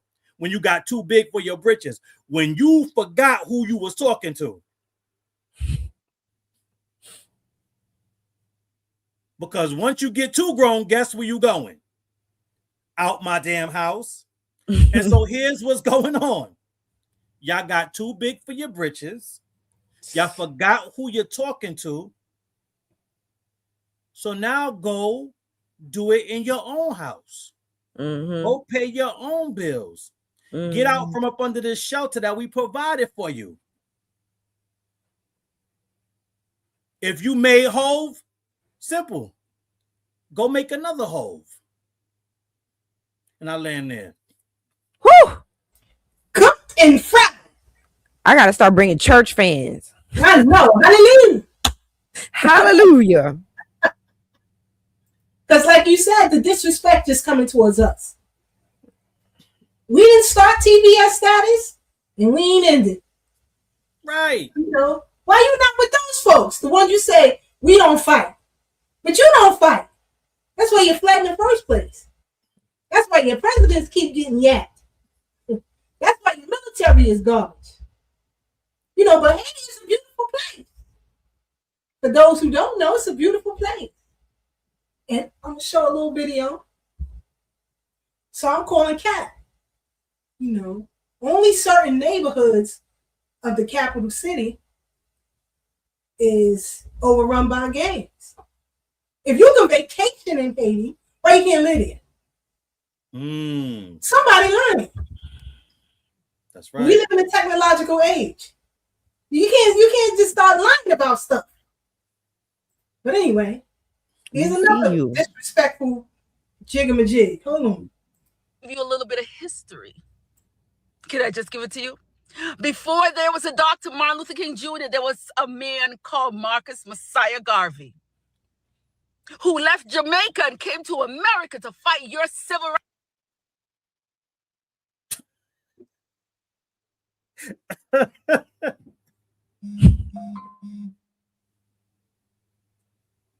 You on mute. You on mute. Let me stop there.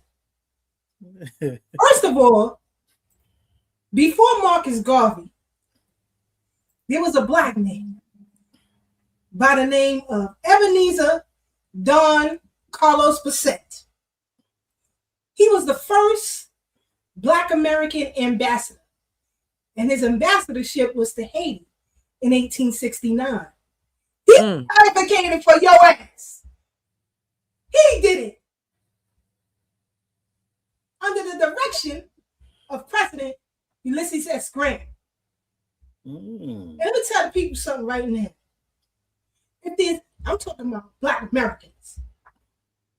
If there's any president that you should know about who did the most for us, is Ulysses S. Grant, this country's 18th president. When I talk about the 14th Amendment, he made sure that the white tee did not violate that. This is a fact. This man, matter of fact, hold on. I'm going to hold that for a minute because I'm going to go in on Ulysses S. Grant. I'm going to tell y'all everything that he did as it relates to the 14th Amendment, the Ku Klux Klan Act. This man was about it for us. And the reason why is because he was a commander in the Civil War. And he saw the greatness of Black men as soldiers in that war. He said, we owe them our country. That's what Ulysses S. Grant said. But we'll get deeper into it. We'll get deep into it for sure. Now, when you have these folks who are talking about, including them, the TPSers, we all Africans. They don't know you. They don't know nothing about you. Check it out. Ever heard of Haiti before? Haiti? Haiti? From UK? Haiti. It's like Jamaica. Jamaica? Yeah. Yes, I know Jamaica, but I'm from Haiti. From Haiti. You know where Haiti is? Haiti? No. I don't know. Tu parles français ou pas connais where Haiti Comment le is? pays? Called Jamaica. Ah, okay. Do you know where Haiti is? Haiti? Yeah. That is an island. Yeah. I think I know that place. My wife is from Haiti. Haiti? You know where Haiti is? I had a problem, but I've never seen them. Very rare. A lot of people don't know where I'm from, but I'm from Haiti. Have you heard of Haiti? No. Really? You never heard of Haiti before? It's like Jamaica. That's I understand. Yeah. You tell me that, I will understand. Mhm. I know Jamaica. I'm from Haiti. Haiti. You know where Haiti is? Africa. Haiti is an island like Jamaica. Oh, Jamaica, I know Jamaica. I'm from Kilimanjaro. Oh, no way. Yeah. Do you know where Haiti is? Do you know where Haiti is? Where? Like Jamaica. Jamaica. Yeah. So we're close to Jamaica and Puerto Rico and Cuba. So that's where Haiti is. Never heard of Haiti before? No, maybe in the map. Yeah. Ever heard of Haiti before? They don't know you. Where the pan goofies at? Where the pan goofies at? They don't know you. Knock it off. Knock it off. Can I say something real quick? Sure, go ahead, brother. Go ahead. Yeah, I wanted to drop this because as they was talking, and you make a great point. I'm gonna let you have that point with the pan goofies and how they constantly try to do geography tests with us and then let them get away with murder with not knowing nothing. But here's the thing. Here's what's interesting. At least with my experience in New York, we all have different experience. I know Sister Brooks is different because she was over there in the belly of the beast, belly of the beast with them. But in my experience, right, especially growing up with no real exposure to Caribbeans, especially in my community, as we talked about with Brother Tad last week about knowing all the fathers and they were Foundation Black American. But the bottom line is that once I found out what reggae was and what a Caribbean was, every Caribbean was Jamaican to me because that's all I knew. But here's what's interesting and what I found out in hindsight about the people that I knew that were the Caribbeans that I found out is that they all lied about being Jamaican, even though they were from other islands in different countries. And I'm driving this point home as she's talking because she keeps referencing Jamaica. So that's not a mistake. They understand that that's the most recognizable and famous and world-renowned island in the Caribbean, like in their countries, right? But here's the other part of that. Here's the flip side. So that's all the other smaller islands lie about being Jamaican, especially in New York. Everybody was Jamaican until Jamaicans were like, they ain't us. So they was obviously the earliest delineators. But here's what's really crazy. The last part about that. That's where most of the hate for us from Jamaicans comes from, though. Because if not for foundational Black Americans, Jamaicans might be the face of Blackness globally. And that's where the most of their vitriol for us comes from. It's like, if not for that goddamn dog and the meddling kids, everybody will be bigging up themselves. Mm-hmm. And hey man, and bumba clot. All that would be what you would think about with global Blackness. If them damn FBAs didn't exist, if they didn't become who they became, it could be us. And that's why it's a fascinating thing, right? They will correct you, correct the Caribbeans when they try to say it, but deep down, it's like an appreciation that they have for the other islands that try to be them. And to a certain degree, that's what saved the early tethers too from us. It was Pan-Africanism, but it was also okay. It was a little bit of a okay. When they say imitation is something about flattery. I can't remember the greatest flattery. Yeah, right. And so for a lot of us, we was like, all right, cool, okay, yeah, you lying about being Black American, that's fine. And I think, and let me speak for myself, I don't speak for anybody else, I would be okay to a certain degree with that level of cosplay, because that says more about you than it says about me. The issue is, like I said, I think, and because of that vitriol, they cosplayed as us just long enough to learn the ins and outs of our culture to say, oh, I created that part though, and that part, and this part, and now y'all don't really have a culture because it's really all Jamaican culture or really all Caribbean culture. So they didn't just emulate and cosplay as us. They did it so they could do some of these janky takeovers that they constantly talk about doing. Because whenever they talk about expressing or showing respect for their culture in spaces that are traditionally foundational Black American, it's never, oh, we're just sharing our cultural exchange. We're just being proud. It's always some kind of takeover. And that's the exact language that they use. And that's colonized people trying to colonize people. And we ain't with that bullshit. At all. At all. Oh, they it's up. It's up and they know it. Allows the Trump administration to end TPS for Haitian and Syrian immigrants. About 350,000 Haitians and 6,000 Syrians could now face deportation. CBS News Miami's Tanya Francois is your reporter live in Coconut Grove with more details. Tanya.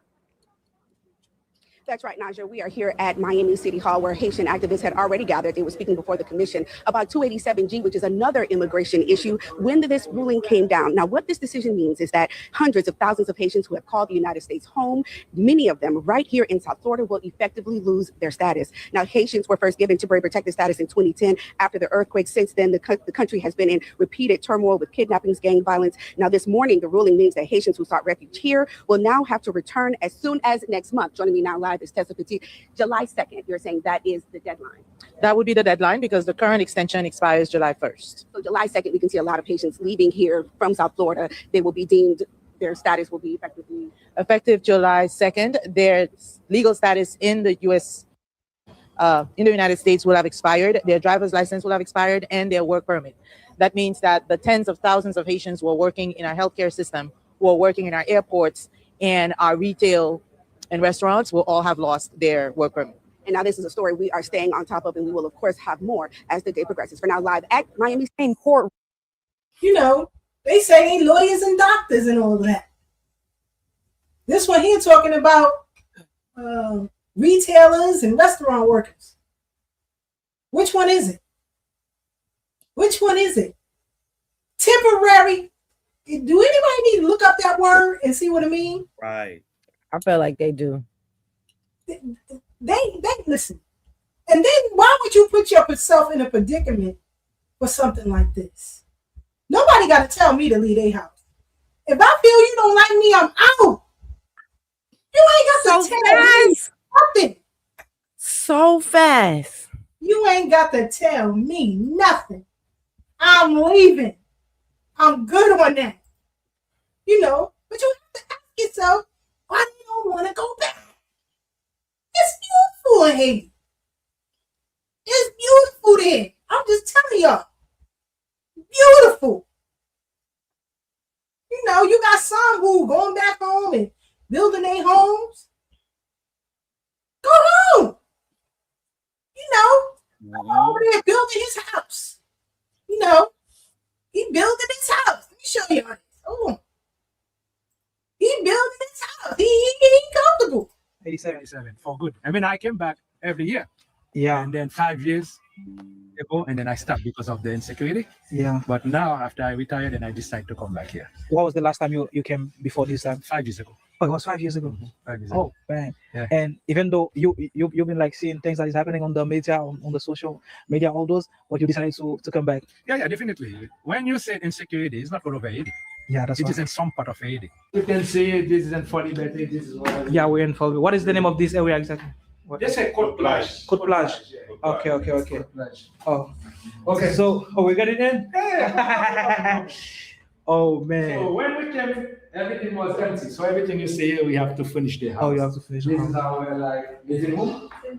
We just made it recently. Okay. We are still fixing things. My man said beautiful there. I'm building my home. That's what they claim anyway. You got your homeland. You building up your homeland. Go home. If somebody don't want you in their house. Because that makes you crazy. That makes you crazy. I mean, bunch of white people be vacationing over there, all that. There's all that going on over there. Why you don't want to go home? What's up? What's up? Haiti is, man. Look at how beautiful Haiti is. I've actually been there. I've been in paradise. This is Haiti, bro. What's going on? Bonsoir, Haiti. Ladies and gentlemen, welcome to Haiti. We are part of the world. Welcome. Welcome. Welcome. Welcome to Haiti. Turn your adventure into reality here. Ladies and gentlemen. A Haitian man charged with brutally killing a. I'll tell you why they don't want to go home. Part 2 on Cruising with Thurs. Now we are still in Labadee, and after doing my activities, I went onto the beach side to enjoy some music and relax. Why do you hang out? I was finally able to get some real authentic Haitian food, which I was really looking forward to. I was just so happy to be in Haiti, so I'm just enjoying myself in any which way that I can. There was also a band performing some live music, and they were also playing. Ladies and gentlemen, welcome to Haiti. We are part of the world. Welcome. Welcome. Welcome. Welcome to Haiti. Turn your adventure into reality. Why do you want to go home? Yes. Can you have a straight bullet, like a gang, see you? So that guy is dangerous there. Let's walk in the person. Well, I get my mom, bro. Fuck you. The central park of the capital. Like that armed vehicle, they will open fire and discriminate. If you're not a gang, you're not going in that area. The police has right to fire. That's your limit. You can't go further. You don't go any further than that. Right here. Yeah, guys, as you can see, it's literally it's like a war zone, literally. I can't go more. That's it. It's right here. Oh shit. Do not. So they can shoot me? Yes. Can't have a straight bullet like a gang. See you. So what was it like traveling to Port-au-Prince, Haiti in 2026? To be clear, I don't want people to see my content and think everything is fine because Haiti's issues are real, but what's shown in the headlines does not reflect the full reality of the country. In fact, many entities benefit from the way Haiti is often depicted in media. Although I was in Port-au-Prince, it's honestly the #1 city in Haiti you should not travel to at the moment due to everything happening. I'm not saying to come here, it's just where I happen to be for the Not gonna lie, I hate when it rains in Haiti. It's just muddy roads. I don't like that at all.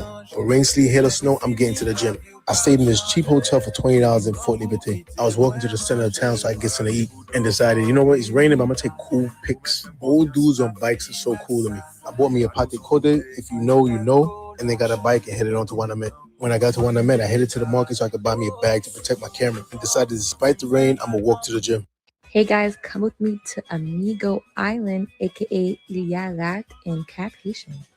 This excursion was curated by Safe Trip Haiti. Be sure to follow their Instagram, but look at me on the yacht, period. Look at that. At the same time, copying our culture. Copying. Go home. Go home. It's beautiful there. If you can withstand gunshots in Brownsville, you can withstand gunshots in your homeland. But here's the kicker. Why they don't want to go home. It's too many freebies here. Yes. Yep. Free healthcare. You know, kids go to school free. A lot of people stay here for healthcare, believe it or not. I know people who went back to their native land but come back here when they got doctor's appointments. I know some people who do that. Again, free college for the kids. You know, a better salary. Go home. Go home. So I'm calling Cat on all the foolishness. I'm calling Cat. Y'all thoughts on this footage? One, I've been to Labadee, Haiti. It's an island off the coast of Haiti. I went with a cruise. And you know, it was a Soca cruise at that. And first of all, that whole island is man-made and they don't own it. It is owned by the I think the resort. I can't remember which resort it was, but it's owned by the resort. And that is why, so it's a little hot. And when you're there, the locals are like feverishly trying to sell you things. And you feel, you know, like you don't really bring a lot of like cash with you, you know what I'm saying, because you're on a cruise, and so you don't bring a whole lot with you as you getting off on this excursion. And so yeah, that was one of the things I noticed. And then they curate who they allow to come on that island. Like that's not like a public island that anybody, no, you can't. So that's number one. So that's why it looks so safe. And that's why it's so curated with the, you know, the white sea people walking around like it's nothing, because that is a separate island from Haiti. And here's the thing, right? I got a question. You know how they be getting on boats and floating to Florida? Why you don't float to Labadee? It's closer. I don't know. Anyway, I was just wondering, that's in your country, but like you said, they ain't no freebies. And I personally know somebody whose mama was in their island, not particularly Haiti, but in particular, but in their island up until they got older and needed health care. And then they brought them here, and that person is on Medicaid and getting free health care. And they never paid one dime into the tax system. But when your mama or my mama or daddy or uncle or whatever has a problem, they denying them left and right for various reasons.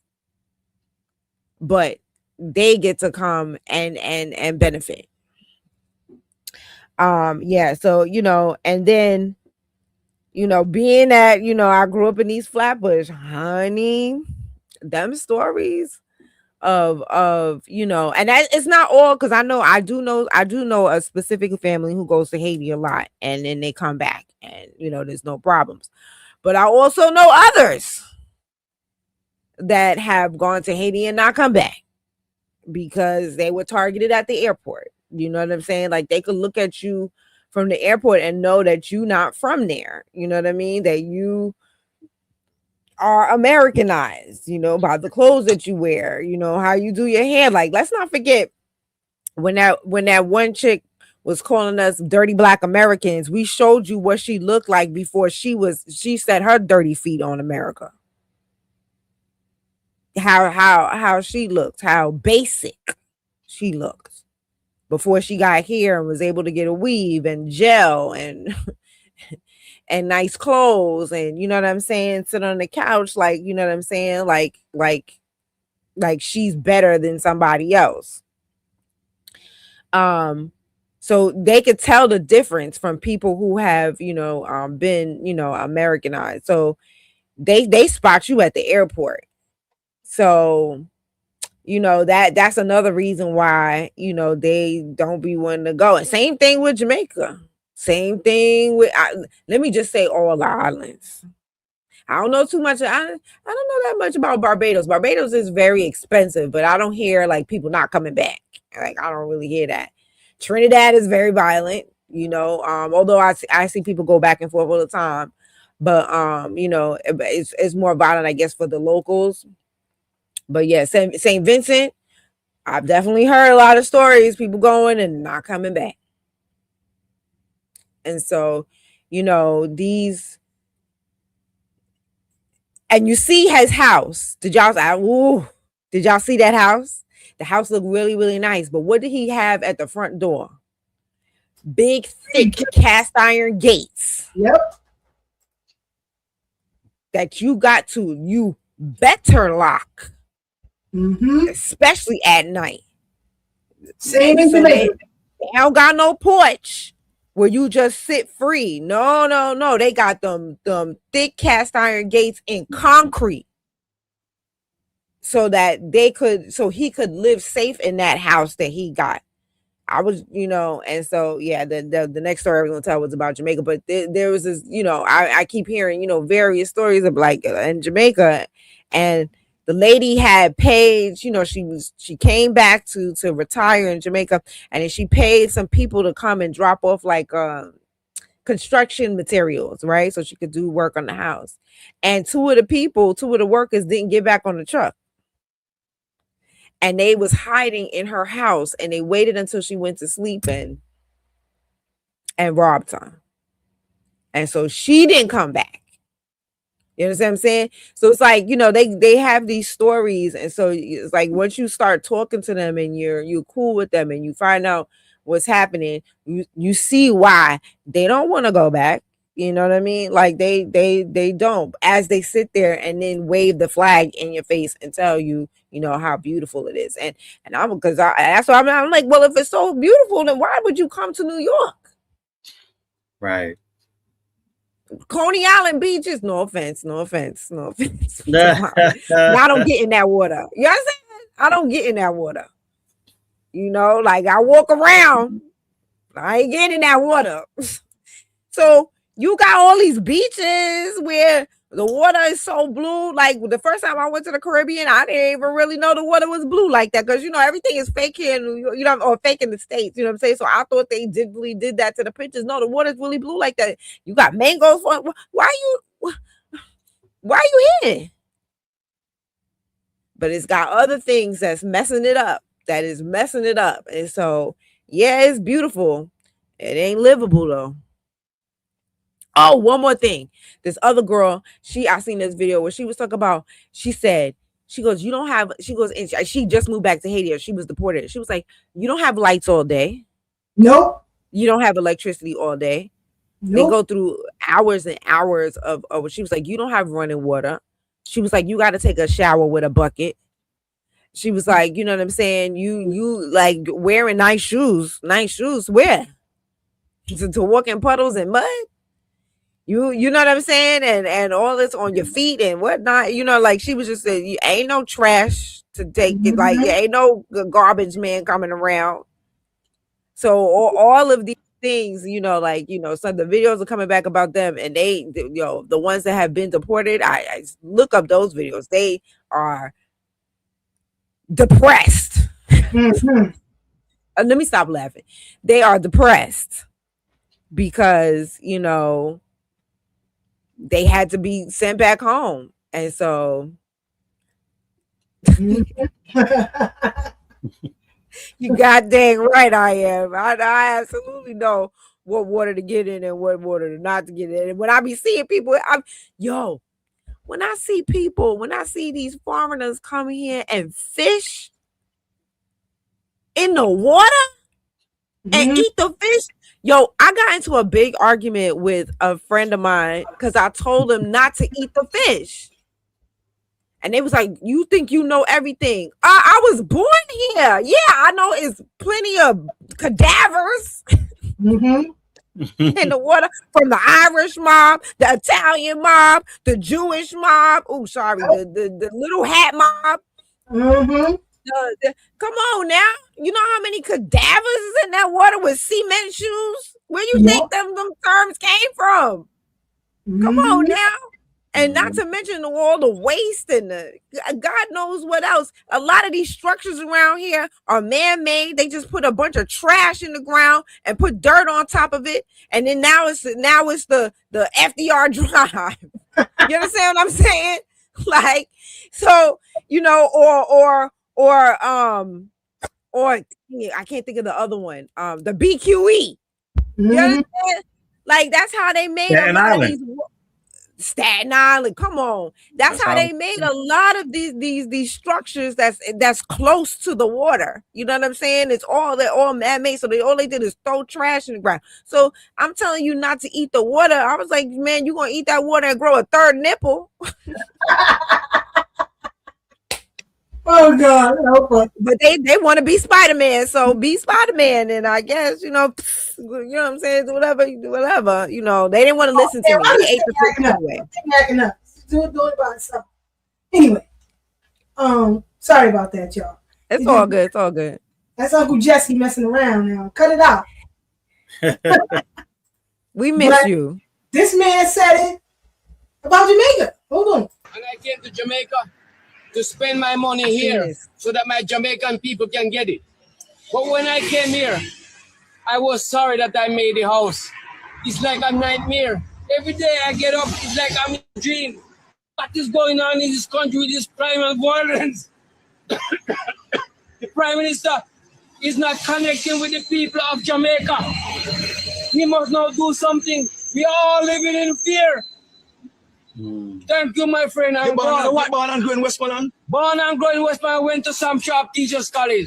And this country has entirely changed, my friend. We do not know what happened.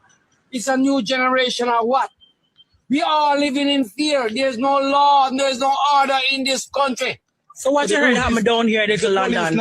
Yesterday, I have problem with the police, but I won't say anything. I personally, but I won't go further. But yesterday was the same thing that happened.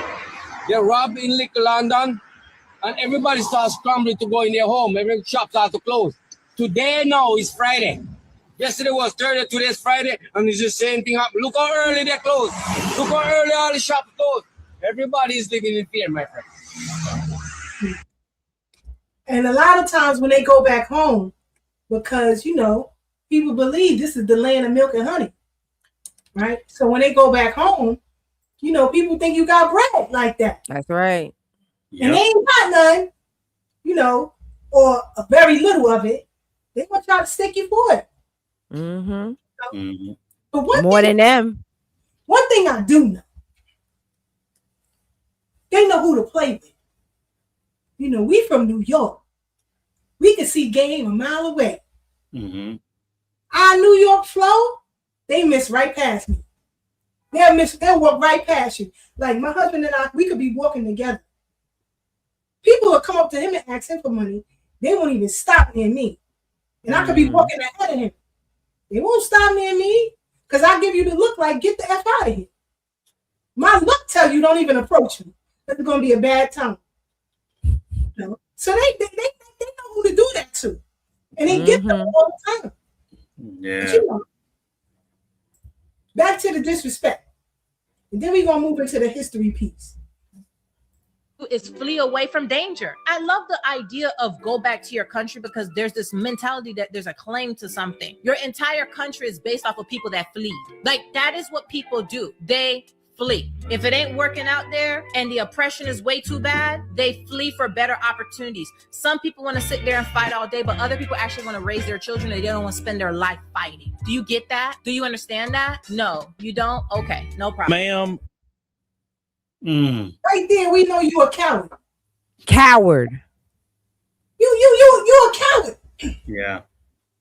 That's why they still, crying about HBO. They still crying about that. Like Brooke said last week, you know how she was bullied?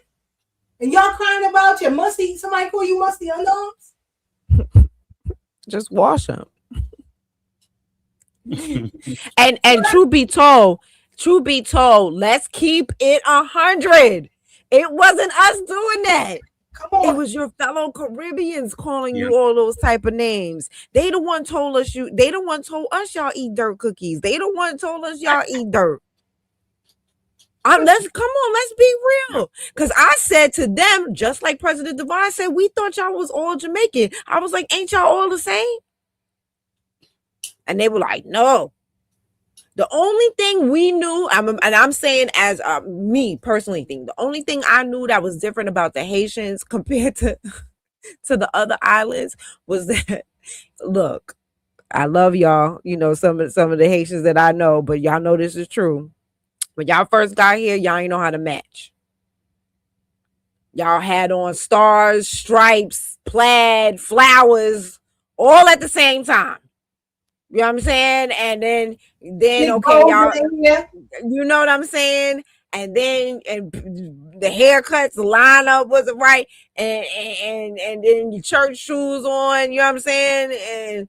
And then it's like when y'all figured out, okay, we like Tommy Hilfiger or we wear polo, then y'all started wearing all the polo prints, like I said, stars and stripes and flowers all together, y'all, but it's all name brand. But you're like, but I'm name brand, but you don't match though.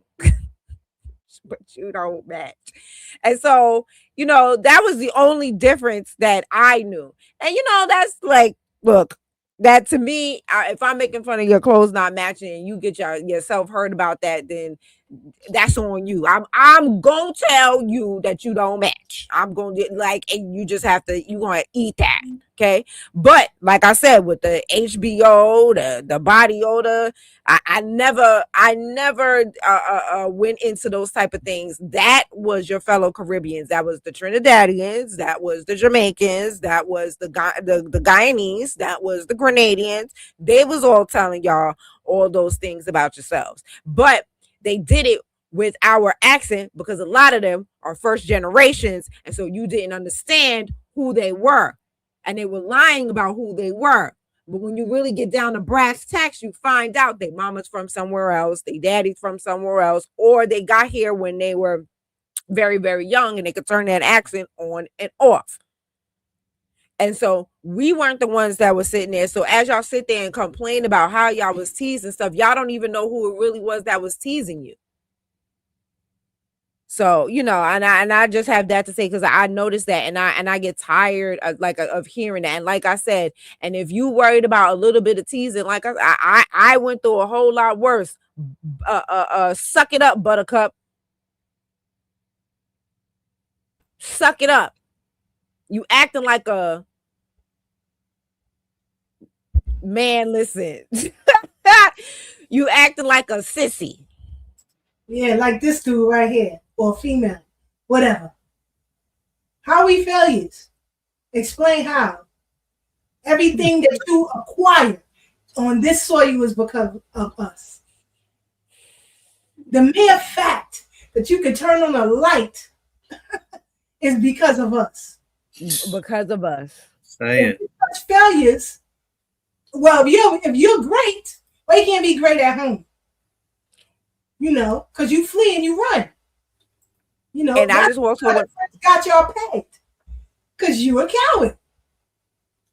Can I add something? Every time you wipe your behind when you go to the bathroom, it's because of us. The fact that you go to the bathroom on a toilet with plumbing is because of us. The fact that you open that door to go to the bathroom with the doorknob is because of us. You couldn't even wipe your shitty ass behind. I'm going to say it. I can't hold it. Without the successes of foundational Black Americans. So how dare you? You're welcome. You know, he said, why we mad? But he don't say nothing about his own folks being disrespectful.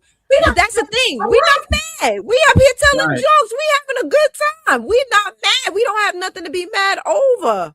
Right. What we have to be mad about? We not mad. Especially over this. Yeah, the truth just hurts. Like it just that's all it is. The truth just hurts. And it's like I'm gonna push back on you a little bit, Sister Bro. I can't change your experience, but somebody else has said it in the chat, so I gotta stand up for them. None of them knew how to dress. I can't separate the Haitians from the other Caribbeans. None of them knew how to dress. I mean, you had the Jamaicans with the fishnet shirts on. You know what I'm saying? You had all of them had the blue suede shoes on at recess. So it wasn't just the Haitians. It was all of them. You know what I'm saying? Like I'm saying they didn't know how to match. Listen, I was very specific. Style, I said the Haitians don't know how to match. They was the ones with the fly. Listen, I'm standing on that. It was all of them, maybe in varying degrees, but it was all of them. But I will say this, because I say this all the time about my personal experience here in New York. Every single stereotype from island to island, country to country, came from other Caribbeans telling me, because I had no idea. I couldn't do the accents. I didn't know the different foods. I didn't know what you look like. I didn't have your phenotype. I will say this about the Haitians specifically, at least for me.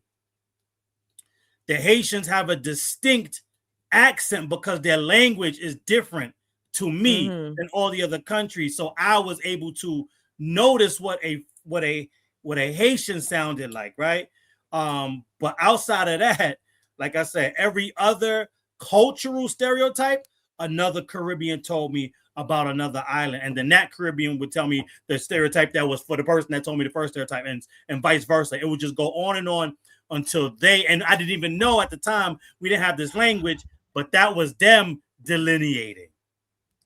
They're the ones that will make the distinctions. And on top of that, going back to the comment I made earlier, to like what you said, it was, mainly, if I'm gonna keep it a buck with my personal experience, it was mainly the Jamaicans bullying the other ethnic groups, because especially here in New York at the time, they were the largest one.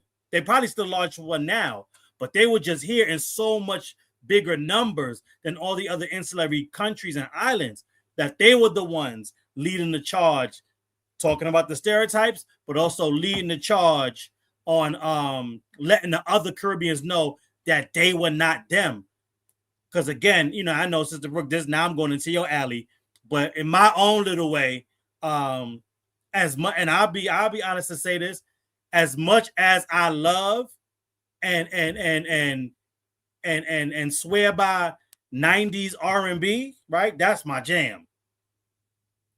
We start talking about 90s reggae and 90s dancehall, like that for me, that was the golden era of their music. Like, man, like all the artists that we know today that still tour and all that other good stuff, that was them. So they had a niche to protect.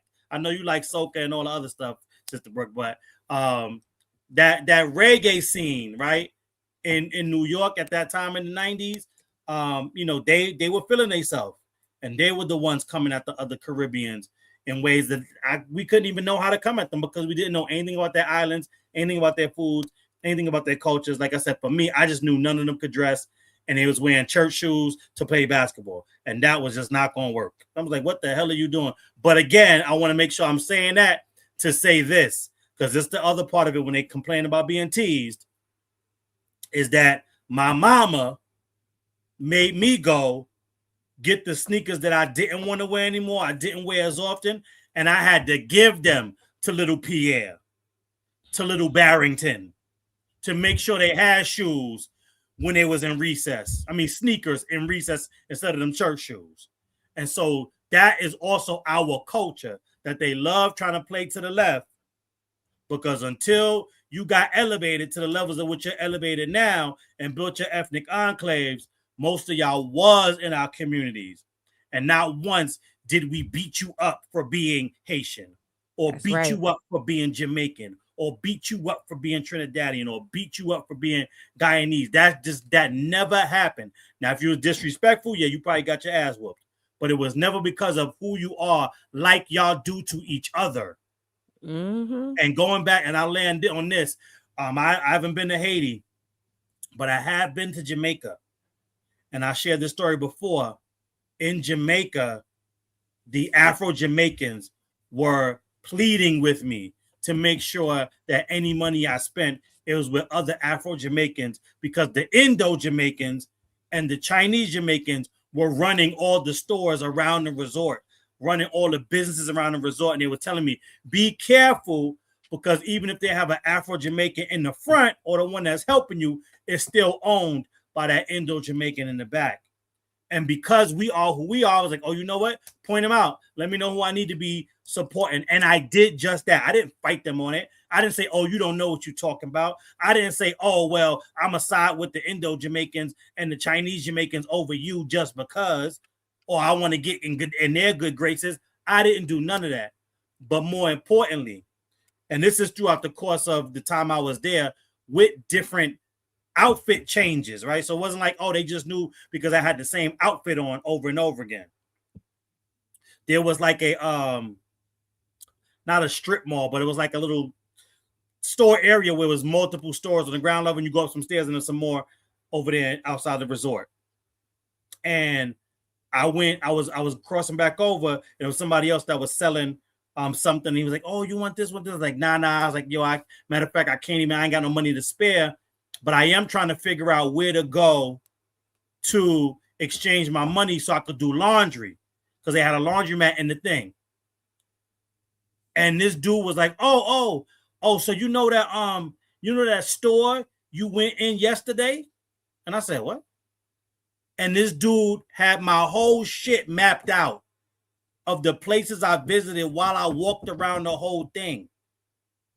And so they knew who I was, knew I wasn't one of them, but was keeping tabs on the movements and the places I was going. And I don't know for what reason, but I'm just saying that they knew, and they knew enough to say, okay, he ain't one of us. And so this lie and this con game that they pull on us was like, oh, they don't know the difference. No, you know the difference. And not only do you know the difference between me and you know the difference between fellow Jamaicans that have spent extended time in America too. And that's another reason why, to your point, they don't like going back. Because as soon as you go back, the obligation of you giving them some of them US dollars, because now they think you got it like that. That's why a lot of them don't connect back home, even with family, and why a lot of them don't even want to go back. So this lie of, oh, I work here and I'm going back, or I go back and forth very, very often. They don't go back, and they're not going back. Absolute facts. Absolute facts. Shout out to the mods. Thorough Black Talk and Brooks channel. Y'all got mod powers. People coming in here acting crazy. Use your mod powers. It's okay. You got time for the foolishness. Not tonight, anyway. Hold on. Black Americans came here on a slave boat for slavery in America. You know, when you black them back on that slave boat to Africa and go look for which country in Africa you came from. Growing up, being raised in their countries of here in Haitian America, there was also for me, as there was for many other Caribbean people, or just any other, I would say, immigrant individuals from immigrant populations. It's hard to hear. The music. That were born in the United States, their parents.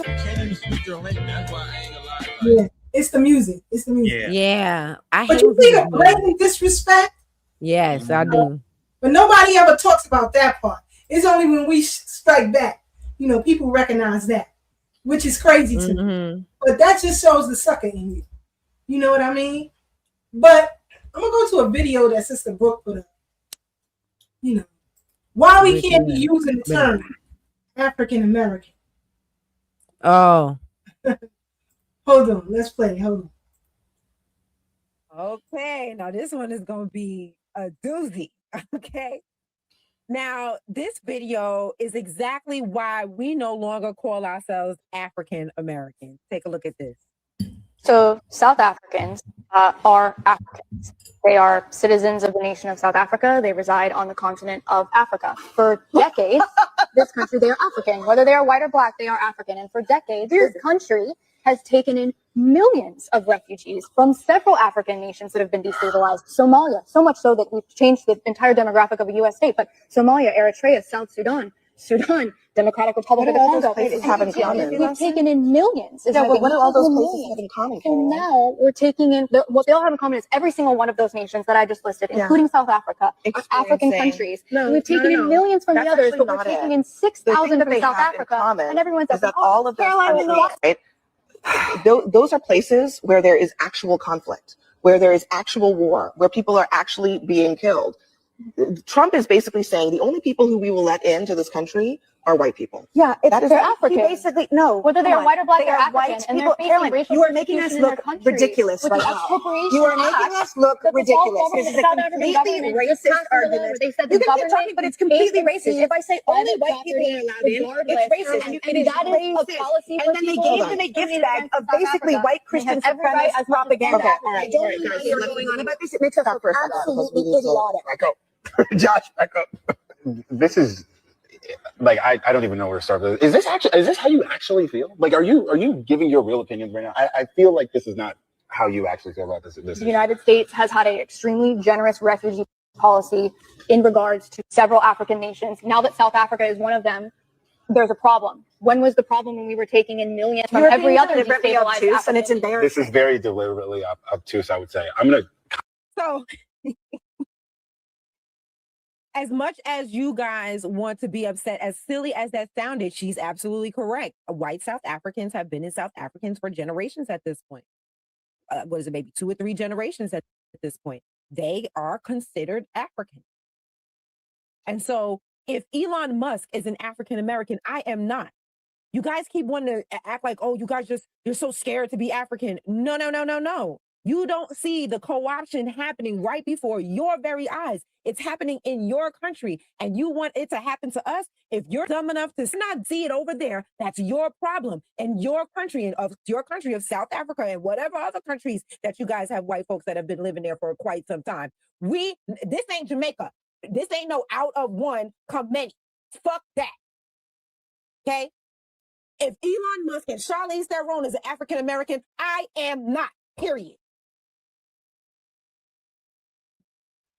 Love it. Love it. Where's the lie? Where's the lie? You know, but again, I hope people see the simplicity of it all. Right? And if they don't, and diabolicalness too. Craziness. But I want to. Great work, by the way, Sister Brooke. Great work. Thank you. I saw that video. I was like, oh, this is gold. The liberal agenda, like she said, the woman on the right, like she said, y'all don't have a problem with all these other people coming in. Mm-hmm. You know, we already know that white tea folks, the Ellis Islanders, have a short lineage in this country. Our lineage is longer than theirs. We already know it. There's no question about that. However, you can't get mad that he wants some other people to come in when you got 350,000 Haitians on TPS that have been here over 15 years. Right. You sound crazy. You can't have your hand okay for this one, but not okay for this one. It doesn't make sense. It doesn't make sense. And what Sister Brooke pointed out is exactly what we have been screaming to the hills about with the of African descent reparations bill here in New York that started that commission, right? That right there is the what they call it, the three-card Monty that the Democrats and the left-wing white supremacists do, right?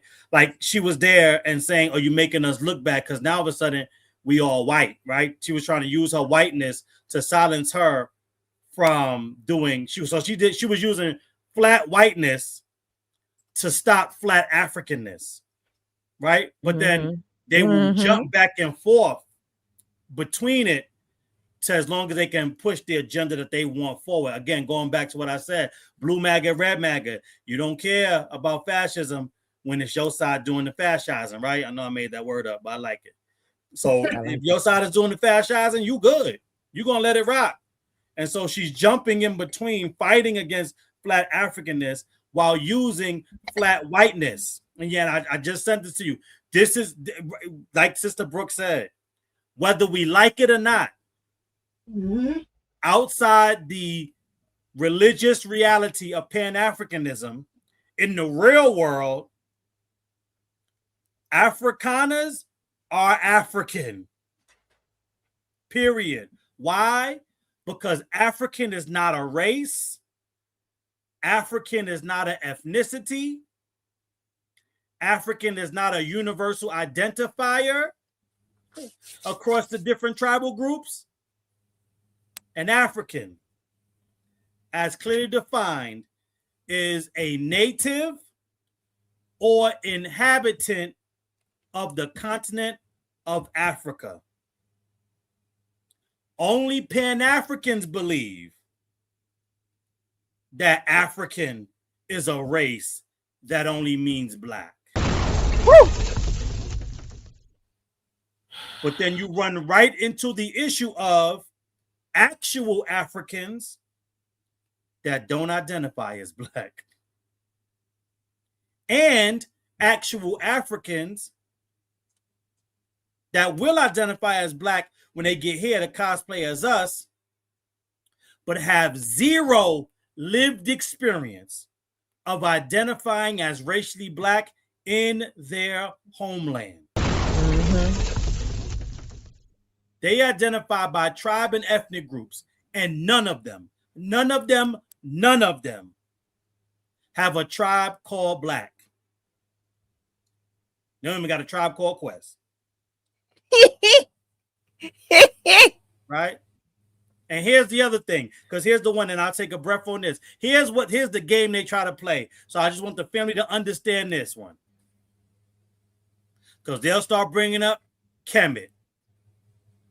Right? They'll start bringing up Sudan. They'll start bringing up Ethiopia. Right? They'll start bringing up all these other terms that mean black. That's why we the original black. That's why we are black before you. Here's what they not telling you. That all of those terms that mean black was somebody else calling them black. They never self-identified as black. Even when they all, not all of them, not the entire continent, but even when the respective countries that were colonized had a universal colonizer that was white, they still never created a universal identity called black or a universal identity called African. They never did it. That's why Pan-Africanism was a failed ideology from the start. Because how can you create an ideology that's based on unity, call it Africanism, and Africanism was never united or had a desire to be united? I'll land there. Can I add something? Go ahead, sis. The African chiefs saw themselves on the same level as the white tea people. They saw everybody else on a, we are of royalty, and the King Charles is of royalty. We are the same. Okay. So not only did they not distinguish themselves as black to be different, that's why even today, because we have come to realize that a lot of the Africans that come from nations that that were willing participants in the slave trade, a lot of those that are here are those that are from that chief class. That's why they see themselves as on the same level as white folks. They've always felt that way. He's a chief where he's from. I'm a chief where I'm from. It's a level playing field. And they still to this day don't understand race. They don't get it.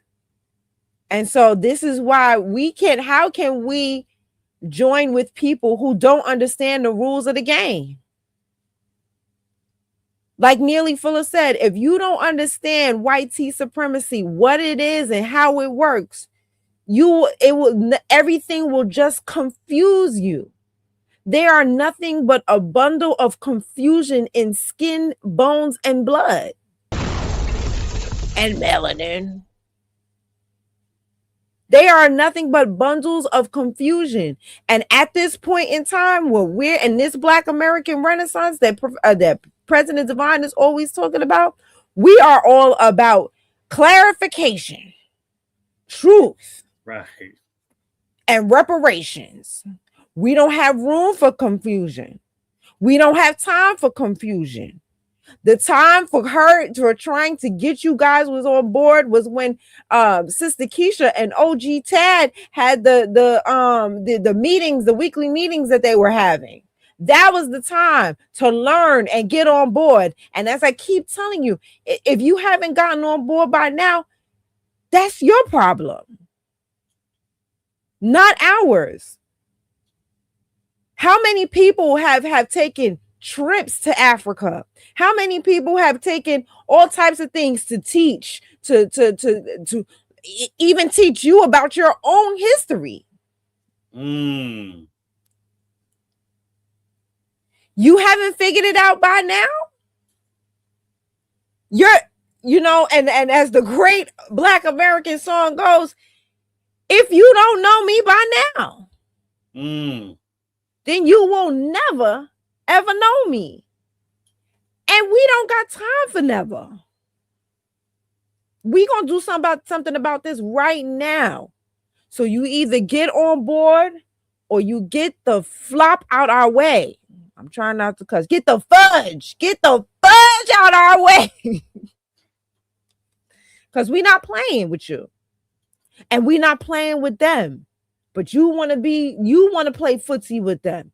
So you continue to play footsie with them and see where that gets you. Because as as Jason Black says, because what we know is that the white tea supremacist always breaks their tools.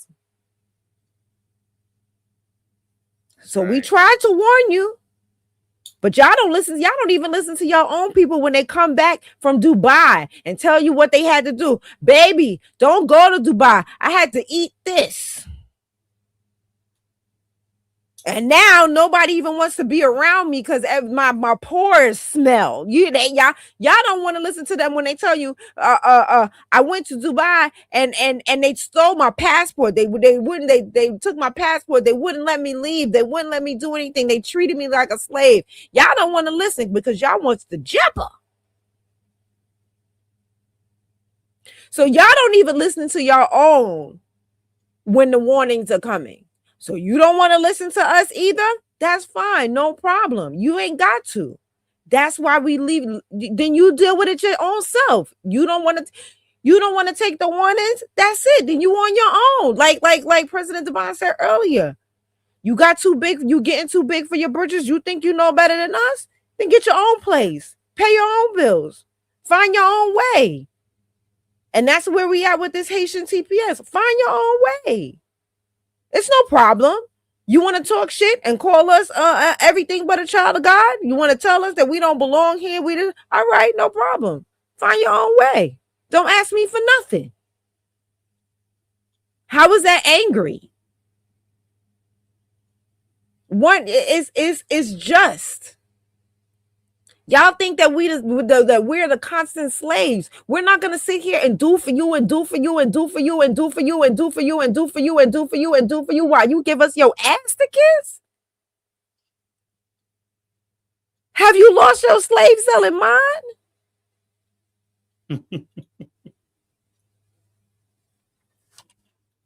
That's the last time you give us your ass to kiss.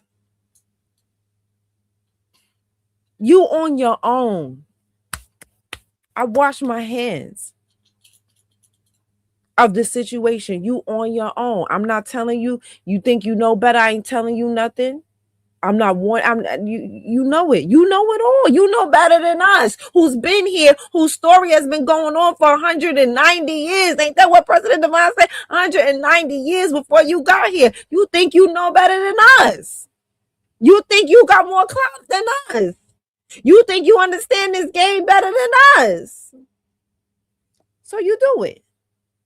No problem. You got this. You work hard. You got it. I'm going to sit my lazy, dirty, Black American ass over here and twiddle my thumbs. I'm going to play hand bone on my thigh. I'm going to play hand games. I'm going to sit over here and do nothing. You got it, boo. Sister Brooke told her age again when she said, play handball on her thighs. We didn't say it. She said it. Oh, God. Yes. Right and exact. So, this is the arch at Grand Army Plaza, Brooklyn. A lot of people have walked under this arch a million times. Tourist attraction when people come to Brooklyn. But I bet nobody ever looked up and read it. I bet nobody paid attention to the soldiers who are on this arch. So, as you move up to the front here, let me see. Pause. Let me see. One more, right there. Dedicated to the Union soldiers up here from 1861 to 1865. Now you have this piece here, and then you have the soldiers here, and it's some in the back. All right, let me see about it. Let's see. There you see some of the black soldiers down here. Hold on. Right? You want to see some of the formerly enslaved who joined that. Maybe you can see it clear ahead. To the defenders of the Union, 1861 to 1865. That's what it says up there. Because remember, they had the Battle of Brooklyn. Right? Mm-hmm. A lot of people may not remember that, but they definitely had the Battle of Brooklyn. And so, pause right here. See another enslaved brother right here? Down here with the gun in his hand right here. So, like I said, sometimes things are right in front of you in plain sight. But the average person, I'm a museum buff and a history buff, I look at the architecture. Shout out to Dr. Rosalind Jeffries, who teaches about the architecture of the city. And so, it brought me to thinking about these two men. Frederick Douglass, because we're coming up on the 4th of July, and President Ulysses S. Grant. Now, let's do a little research here. President Ulysses S. Grant was a member of the Republican Party as a commanding general of the Union Army, the Civil War. He was selected as the 18th president of the U.S. in 1868, and he served 2 terms. Now, if you've been to the New York Historical Society, you know they have the Hall of Presidents. Sister Brooks saw it, and so did Brother Devon. They give you a little information about each president, from the first to the current. Okay? But a lot of people during the 60s, they had pictures of John F. Kennedy, people on their wall. On their wall. When you think of the civil rights movement, people think about Lyndon B. Johnson. Mm-hmm. And then they move over to the fake black president, Obama, right? And another fake one, Bill Clinton. All of these presidents that I've named can't hold a candlestick to Ulysses S. Grant. And in fact, a lot of black boys were named after him during that time. So actually, do your genealogy, you might see an uncle or a grandfather or great-great-grandfather with the name Ulysses, right? That is so true. That's why. Because he did so much for us. Okay? Wow. He played a pivotal role in enforcing the 14th Amendment, which is guaranteed birthright citizenship and equal protection under the law.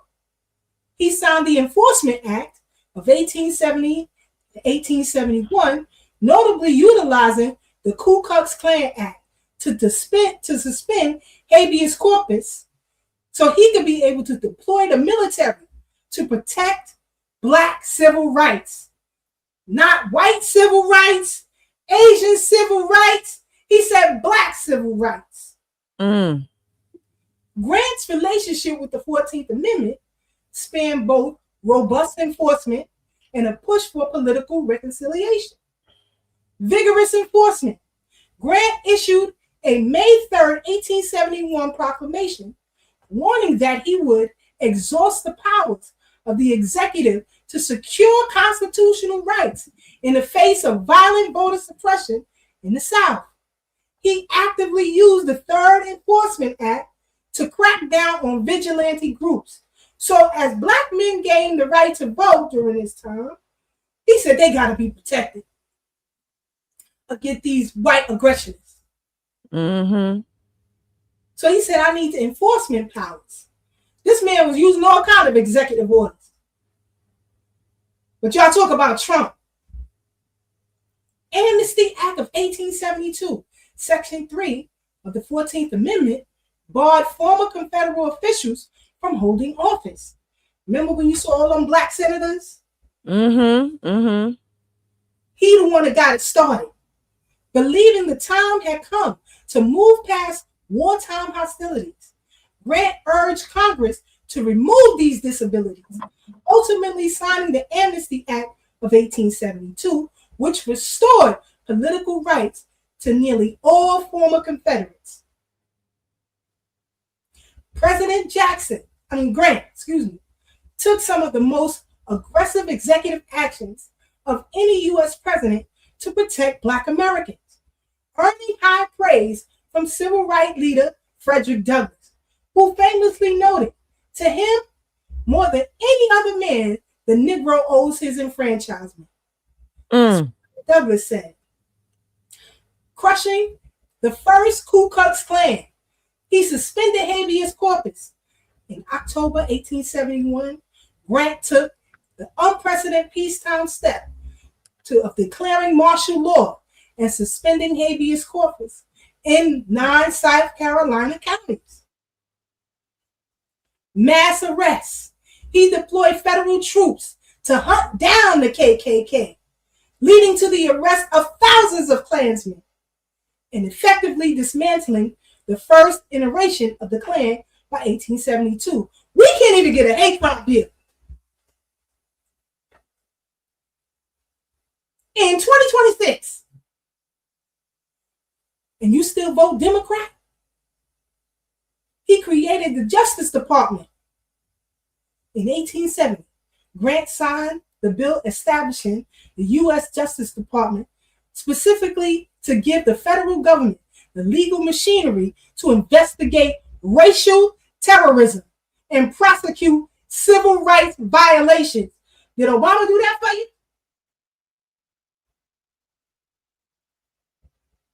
Securing and defending the right to vote, championing the 15th Amendment, Grant used his immense political capital to pressure holdout states to ratify the 15th Amendment, which guaranteed black male suffrage. Overturned black expulsions. When the Georgia legislature unconstitutionally expelled its newly elected black lawmakers in 1869, Grant placed the state back under military rule until those black legislators were rightfully restored to office. Supervised Southern elections.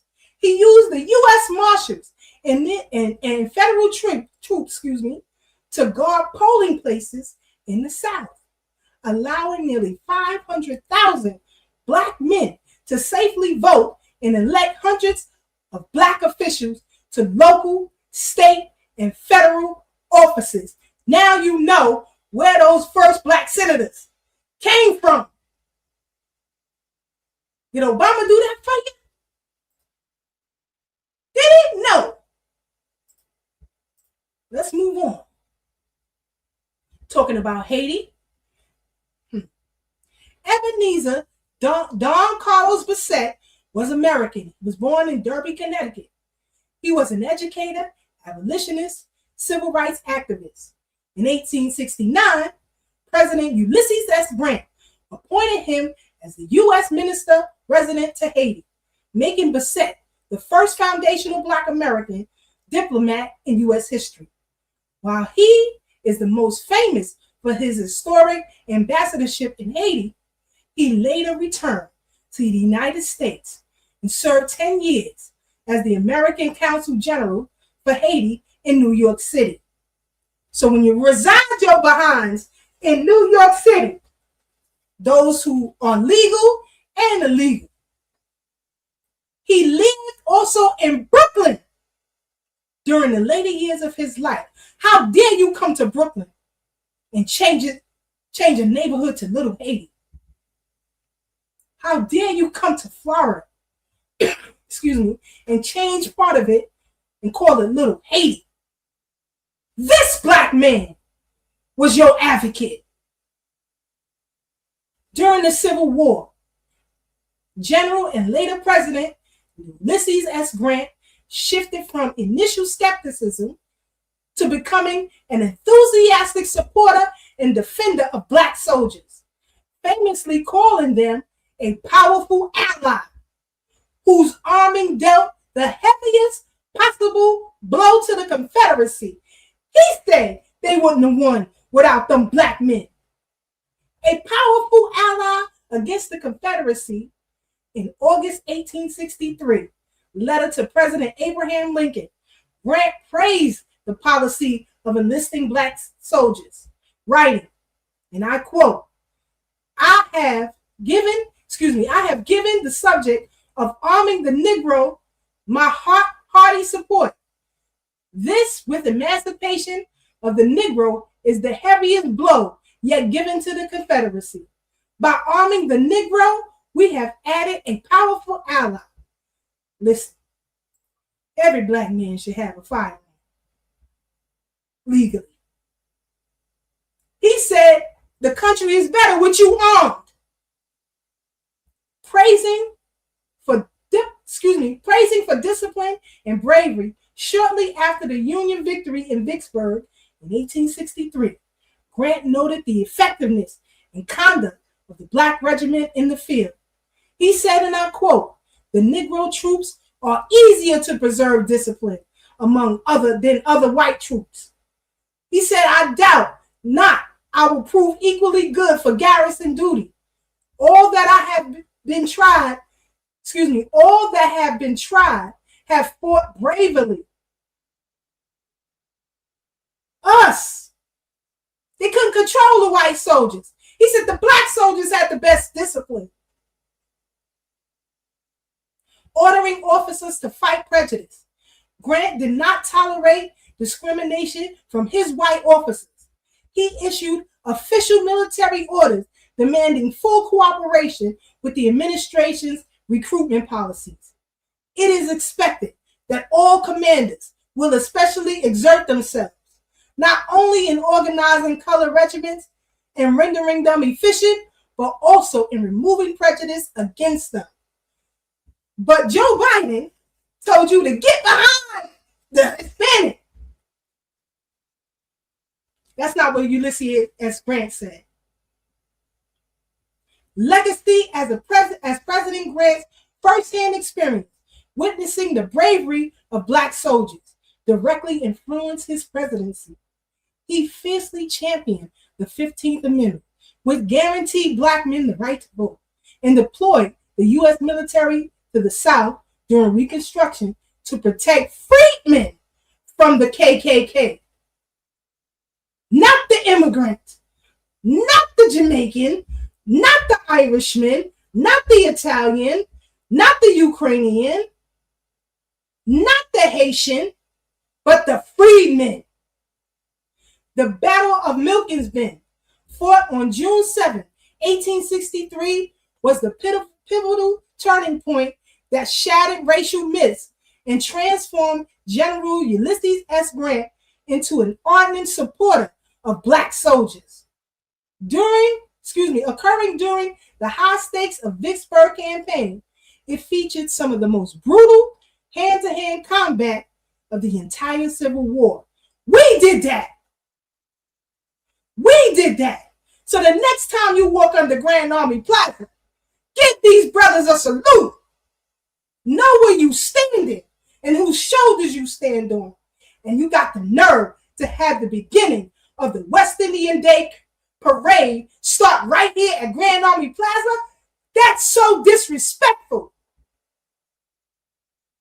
History and dedication to the monument was commissioned to honor the patriotism and sacrifice of Brooklyn's Civil War veterans, championed in the 1880s by the Grand Army of the Republic and former Brooklyn Mayor Seth Low. For those who live in Brooklyn, you know Seth Low houses.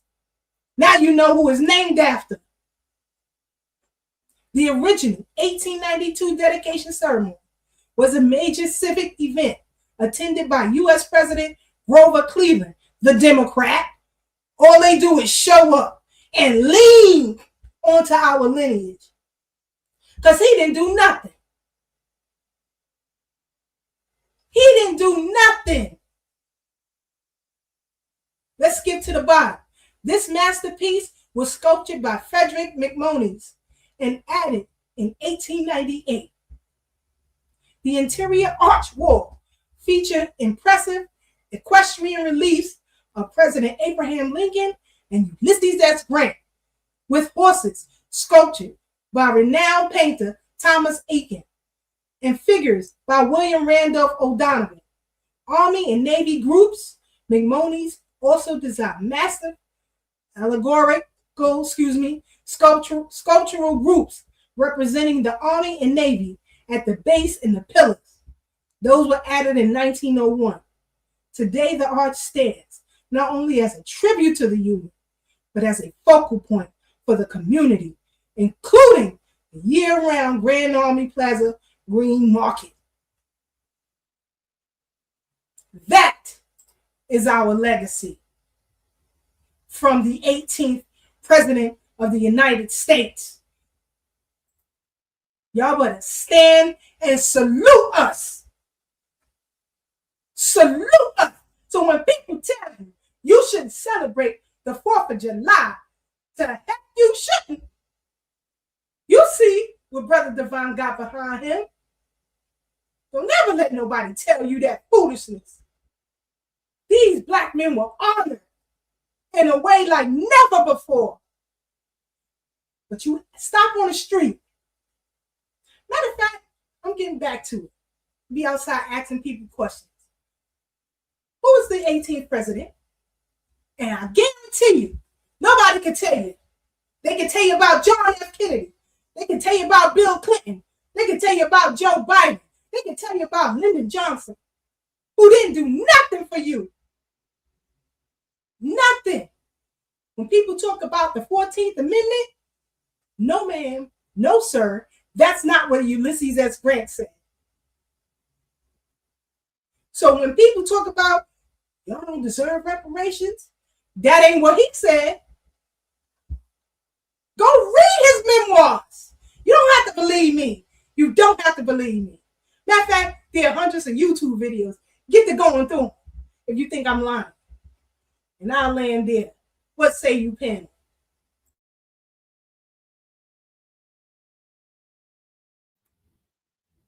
Man, listen. And this is why we come to the bridge every Thursday. Okay.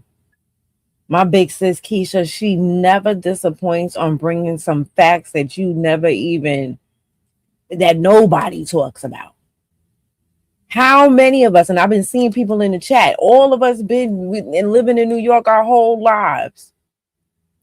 It's interesting because Grand Army Plaza, before gentrification has taken hold the way it was, Grand Army Plaza was the area that separated white from black.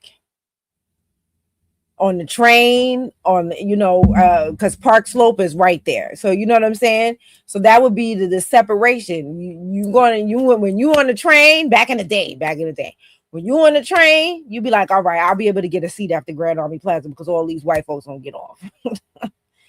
Now it's not like that now.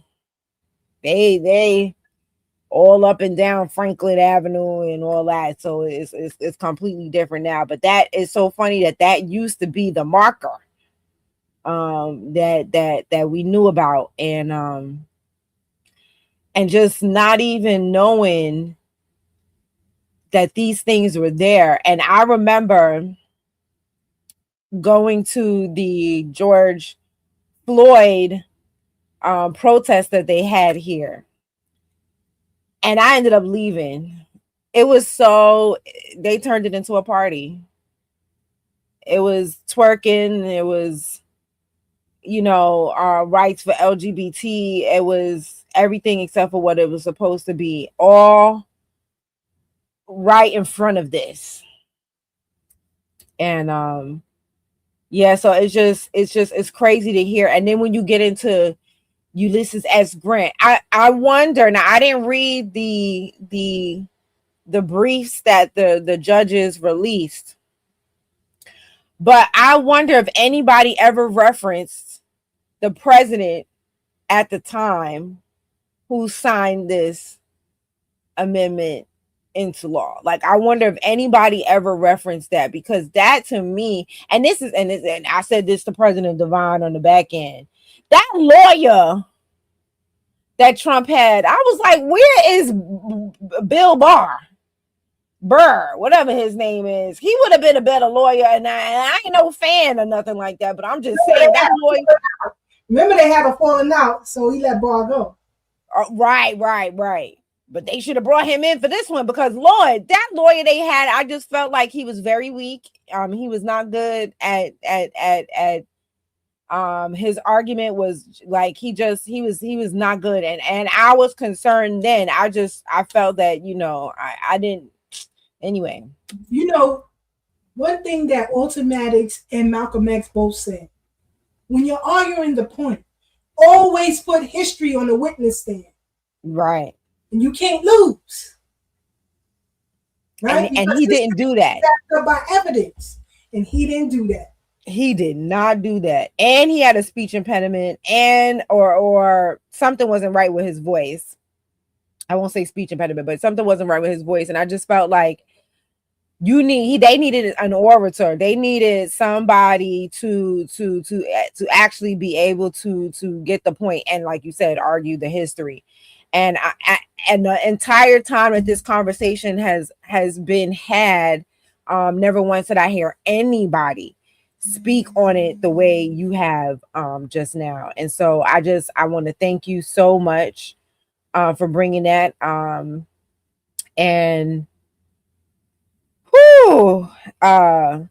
then when you go into the political positions that we held, and And then the first foundational Black American diplomat being from Haiti. Being from here to represent. I mean, right, to represent Haiti. Like being from here to represent Haiti. And y'all sitting there calling us dirty Black Americans. We're lazy. All of these things when he was doing for y'all back in the 1800s, and then the unmitigated gall of them to tell us that they fought for our freedom. The unmitigated gall of them to tell us that because of us, you know, I heard somebody say that they purchased Louisiana. I said, Lord Jesus, with what money? It took y'all how many hundreds of years to pay France? What money? They don't even understand their own history. And so, yeah, so I just want to say, like, yo, thank you so much. And this is why I love coming here every Thursday night at 8 p.m. because you never disappoint. And I know Uncle Jesse is up there like, that's my girl. You know what I'm saying? That's my girl. And I'll end there. Brother Divine, your thoughts? Yeah, I saw somebody saying it in the chat. The same person that was giving all that Coney Island slander. So I'm gonna let it slide. But he or she stated how many times they've walked underneath that arc, you know, that arcway or or the arc there, and never looked up, never looked at it, right? And as you were highlighting that that history behind it, I feel guilty because I sat out there and took a picture of the library there when they had the Jay-Z exhibit and the entire outside of the library was covered with his lyrics. And, just to, document the history and say I was there when it was there. And just to have sat there and looked at that art and many, many times while I was sitting there and never once, knew what it commemorated, what it represented. And so, man, like that was deep, and not to sound like a broken record, repeat everything that Sister Brooks said. Yeah, that is, that's like you are who you are. You know what I'm saying? You are filling the role that you are meant to fill at this point in time in this movement, like to bring, this type of context to share this level of scholarship in the way that you do, man, it's second to none, right? And so, I love it, and I love, giving you your flowers as well, and just learning this stuff, because it's like no matter, they say only a fool knows everything, and so what's beautiful about it is, in staying in line with that adage, it's like you think you've done enough. I've done my own little research that I'm going to share in the final thoughts, and it's like, man, you think you've done enough, or you think you've done all the research you need to do, and then you come through and crush the building. So it's like, oh man, like, okay, that's what's up. So I guess I'm always honored to be here. Appreciate y'all, and thank you for those accolades. I know my role, and I know y'all role, and as long as we flow like water, they can't touch us. And that's what's powerful about this delineation movement. It's flowing like water. It's flowing like water, and they can't take it. So that's why, and I wasn't even going to do this tonight, but I was on my live, and I heard somebody mention, shout out to the chat, thank y'all. I heard somebody mention presidents, and they were talking about presidents you know, and some of the things that some of them had done for us. And I put in the chat, nah, the most powerful is Ulysses S. Grant. And like I said, I guarantee you, you doing your family genealogy around this time frame or right after, you're going to find some ancestors possibly with the name Ulysses. On my mother's side, my great-grandfather's name was Ulysses. And now you know why. This man was no joke. He was no joke. And you wasn't, listen, when you read his memoirs, I got to pull up the name, but y'all can research it. I'll try to pull it up. He said his best ally and friend was a black man who was enslaved. That's crazy. That's crazy. And he said during the war, you know, because, you know, he's the white dude growing up in the world, you know, they fall in line with a particular ideology. And he was like, nah, this ain't right.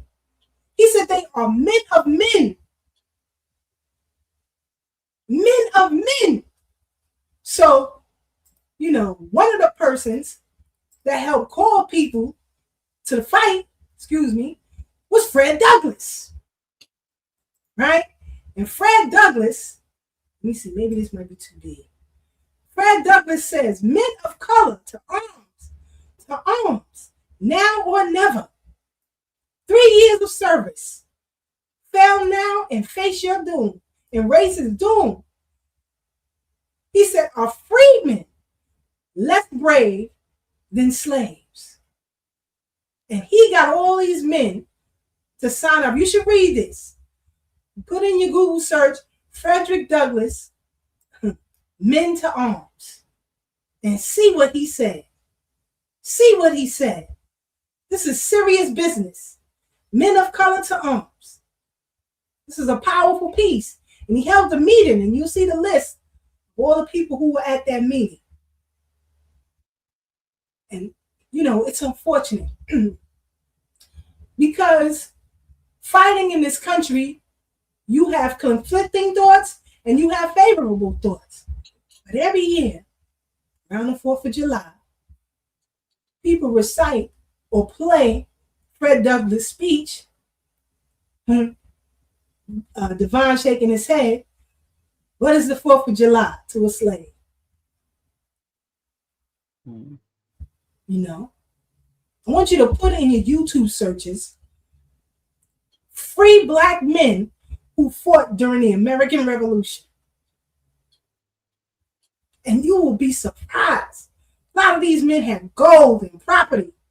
You don't know what the hell you talking about. Say, oh, you came on a slave ship. No, sir, and no, ma'am. We were already here. We were already here.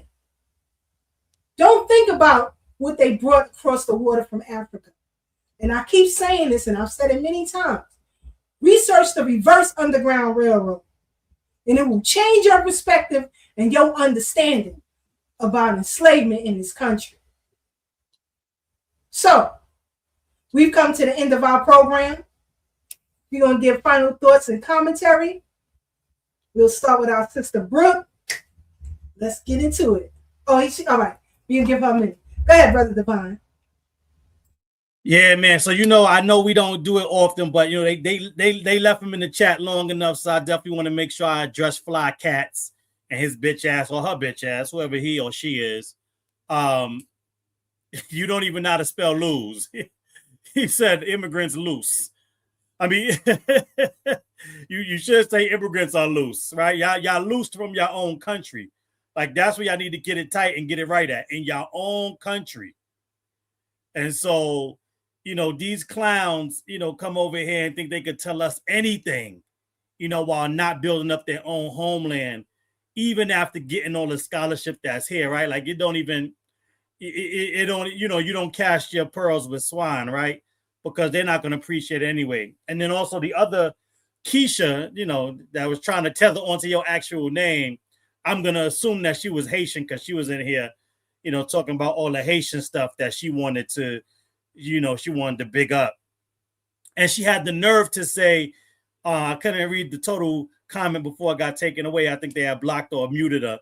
But it was something like 70% of us don't take care of our kids. And in addition to a lot of the things that's starting to come out, especially in regards to the Haitians around TPS, because they're in these spaces talking real crazy, like they are the devil, as they would say it. We got to understand, I don't even know how to pronounce it, but I think it's like Restivek or Restivek or something like that. You got child slaves and orphans in your country right now that you're not doing nothing about. And in addition to that, we need to make this clear, because they always talking about what they did before us and how they were some type of inspiration to us. Y'all were not the first black settlement that became a country. In the 1700s, right here in North America, Fort Mose in La Florida was the first free black settlement that lasted longer than y'all lasted as a free, quote unquote, black nation. And let's get into that, because I think we need to wake this up. Y'all tout how y'all was a free black nation, but y'all also called the Polish that helped y'all get free, they was black too. So what kind of black are y'all talking about when you black and white Polish people are black too? Then on top of that, your black nation lasted 2 years, because in 1806, y'all revolted against Dessalines and the black country he created, and y'all assassinated him. And then about 19 years later, y'all got to pay the French.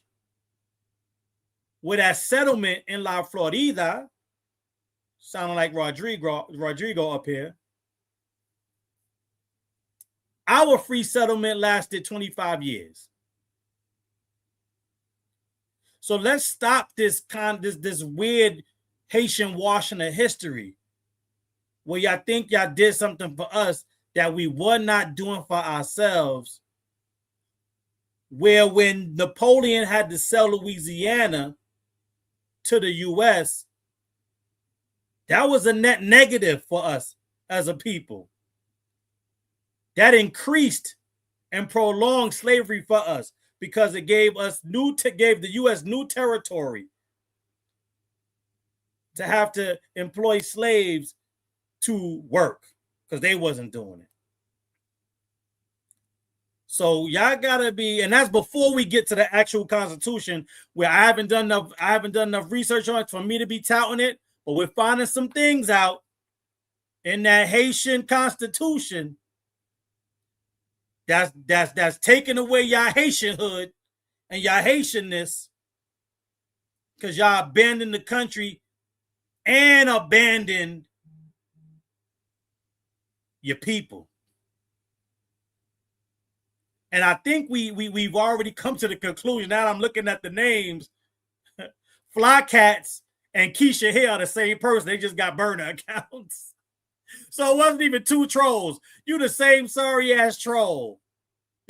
Just on two different accounts, because they muted your Keisha hair account. Lord have mercy. Yeah, and this is what we talk about with the amount of delusion and just loserness that y'all have, where y'all make burner accounts to troll Foundation Black Americans that ain't even thinking about y'all. Y'all not even a thought worth having. But we stay on your mind all damn day long, and apparently all night long. But I did want to go into this before I pass the mic to Sister Brooke, with the little bit of research that I did do.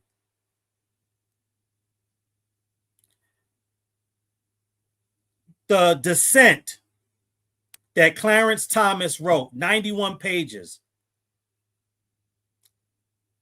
is a show, right? It's emblematic of what it looks like to stand on lineage business.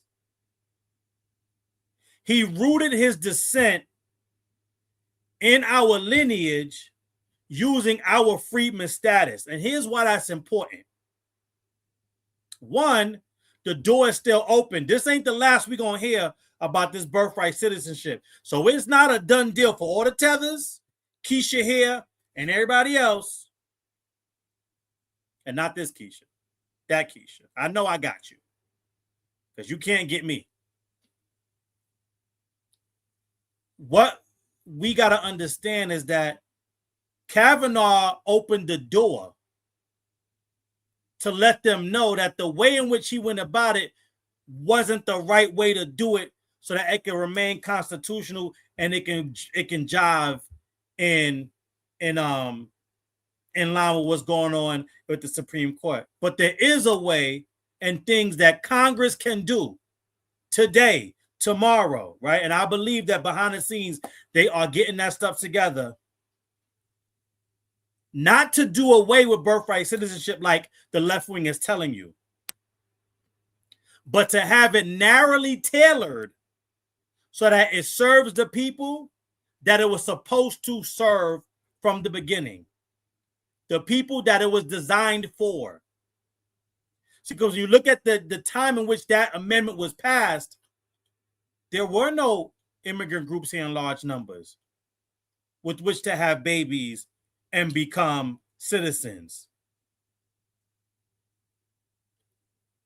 But here is what was here at the time, which is why I believe they have to go around about and do this thing the way that they're doing it.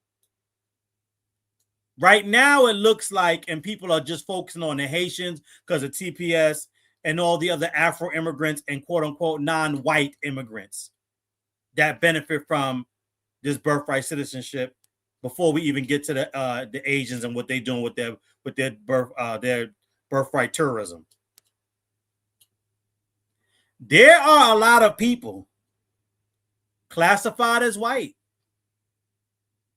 that you would view, or you would say have been white for generations, that are also only citizens because of birthright citizenship. So what they're looking to do now, because again, remember, no permanent friends, no permanent enemies, just permanent interests. They have a vested interest in finding out how to narrowly tailor this 14th Amendment while protecting whiteness, because they know, like we said at the beginning with the Haitians talking about, oh, you're next, and they don't like you, and they're going to send you home. No, what y'all got to understand is there's a lot of white folks that can get sent back home if they do away with birthright citizenship, like Trump wanted to do away with birthright citizenship. So it is my belief, my conjecture, that the court went the way it did, and Kavanaugh gave that loophole because he was like, hold on, let me pump your brakes. You trying to get me sent back home. So hold on, there's a way we could do this while protecting whiteness, because that's paramount, but it ain't this way. So I got to vote against you on this one until we can protect whiteness and get rid of this birthright tourism and stuff like that. And so that's what I believe is happening, because they all know who this is for. Because again, I want to make sure I let the family know. As Sister Keisha said, all those foundational Black Americans, those that become foundational Black Americans, right, that fought in the Revolutionary War. So we talking about pre-Civil War. Like she said, they own land. They could vote. I want y'all to remember this and take this to the tethers and the white supremacists. Foundational Black Americans have always been day one citizens in the United States of America. Day one. And so the 14th Amendment didn't give us citizenship. It codified our citizenship at the federal and national level, because state to state, the white supremacists was on their bullshit, trying to revoke it here, peel it back here, no Negro rule there.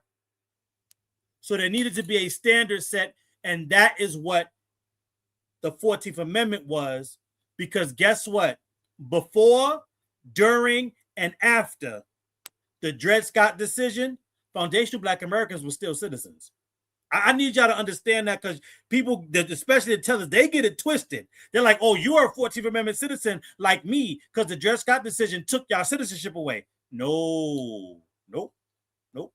Because before, during, and after that Dred Scott decision, we still own land and we were still voting in various locales and jurisdictions. So then what was the Dred Scott decision about, you ask? I'm glad you asked. The Dred Scott decision was that Negroes or foundational Black Americans don't have any rights that a white man is bound to respect. Y'all got to get that language. It didn't say we don't have rights.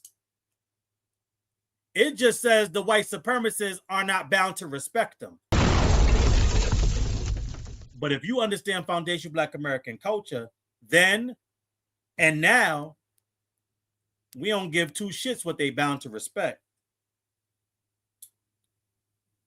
So you better RESPECT me, or you're going to find out what it means to me. And it don't matter what it means to you. And so y'all got to understand who y'all talking to, and a lot of y'all have forgot, and that's why you're on your own. You come here trafficking white tea supremacists, talking points and tropes, and you think that has some bearing on our lives day to day. Like what they say and what they think dictates what we get to do. Their system dictates it to us, and that's why we fight it. But what they say and what they think, we don't give a shit about that. And here's what I want to let you know. The good news is the bad news is all wrong. So you can still traffic in those racist tropes if you want to. And even SisKeisha here is talking about she was only playing when she was trafficking in those racist tropes. But here's what I want y'all to understand, because this is a teaching moment. Tethers consider wasting your time playing. Tethers consider traffic and racist tropes playing. Because they understand they don't have any real, tangible, fact-based arguments or rebuttals to what we're saying. So they have to derail the conversation. They have to take it left purposely. Because if we stay on just the facts, they lose. Or as Keisha here said it, they lose. It's just as simple as that. And I want to land on this point because this is something else I knew about, but I did a little extra research on it. This is not the first time, and it won't be the last time that left-wing white supremacy tries to co-opt our amendments. Amendments meant just for us. For those that don't know, Roe v. Wade was also anchored onto the 14th Amendment. So you got to understand that you have a bunch of these other groups that do not have a constitutional relationship with this country like we do because we built it and we are the foundation. And so they have to find ways to pigeonhole, crowbar, tether onto our amendments, our legacy in order to push their agenda forward. And if you look and do research on what they tied it to, it was one of the most flimsiest arguments that I don't even know how it stood the test of time for as long as it did. Outside of left-wing white supremacy pushing its agenda and making sure nobody's paying attention. Because it was literally tied to the due process clause in the 14th Amendment, claiming that no one can deny you your pursuit of happiness. If you've ever heard that, the pursuit of happiness without due process, that's what they tied the abortion to. Something that was meant for us so that they couldn't take our rights away without essentially our day in court, without due process. They said, well, that's the same thing for women that want to have an abortion. That happiness is, they can't be happy unless they got the right to privacy. So the 14th Amendment protects them having an abortion in private. This is the type of shit that the Democrats do and have done, and then they will pretend and get you to believe that it's part of a pro-Black agenda, a pro-foundational Black American agenda. And it's not.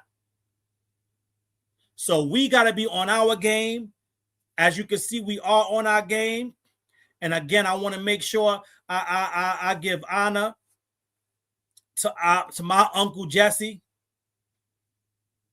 And y'all know I love doing this.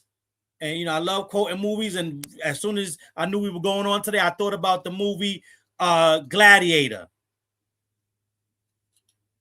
with Russell Crowe. Says his name to Caesar. And he takes all the shame that Caesar was trying to put on him for what they did to his wife and his kids. And after he said his name, he said, I'm the father to a murdered son.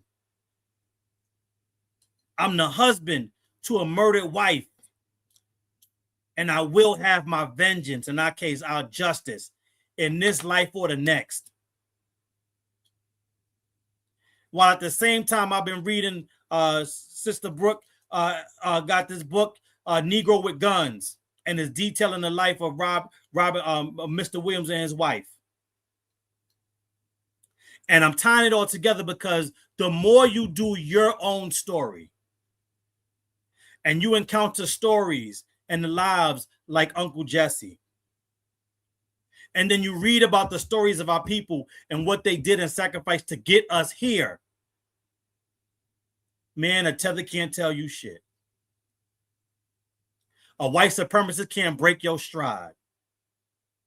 And it's just a different level of audacity that you will have in doing this work and or advocating for your people when it gets tough, and it will get tough. It will get tiring. You will feel like you want to quit.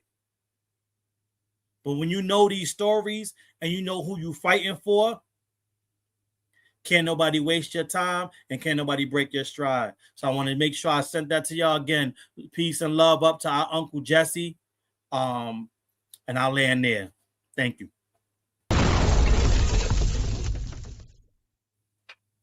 Woo! Woo, the bridge is on fire. You good, bro? You need a few more minutes. Okay. I'm good. Yo, I just want to pick up where he left off about that Roe versus Wade, because what makes that ultra diabolical, he already talked about how they used us, is the fact that Roe lied about being raped by a black man to get that, and she came out afterwards and said that she lied. Even the baby, because understand, she never got the abortion. The baby from the Roe versus Wade case came out and talked about it as well. You can find those interviews on the internet, on YouTube. So what's diabolical is how they wrote us coming and going. They wrote us on the amendment. Then they wrote us on you know what I mean? The fact that she used, because they were so outraged that she was raped at a carnival by a black man, that they passed this flimsy, no constitutional leg to stand on amendment. And so that's what makes it ultra diabolical, right? And so yeah, so as he was talking, I was like, yo, that's crazy, because he taught me something new, right? When we talk about the Haitians and what they have done, the Haitians separated themselves, the ones after the Haitian Revolution, and I keep telling people this, after the Haitian Revolution, the mulatto Haitians left with the white French. Before I even get to that, understand another reason why y'all, like, I when it comes to the Caribbean and your independence or freedom, understand a lot of the reason why white folks left y'all alone is y'all geography. Nobody wants to rebuild every year when y'all get some hurricanes.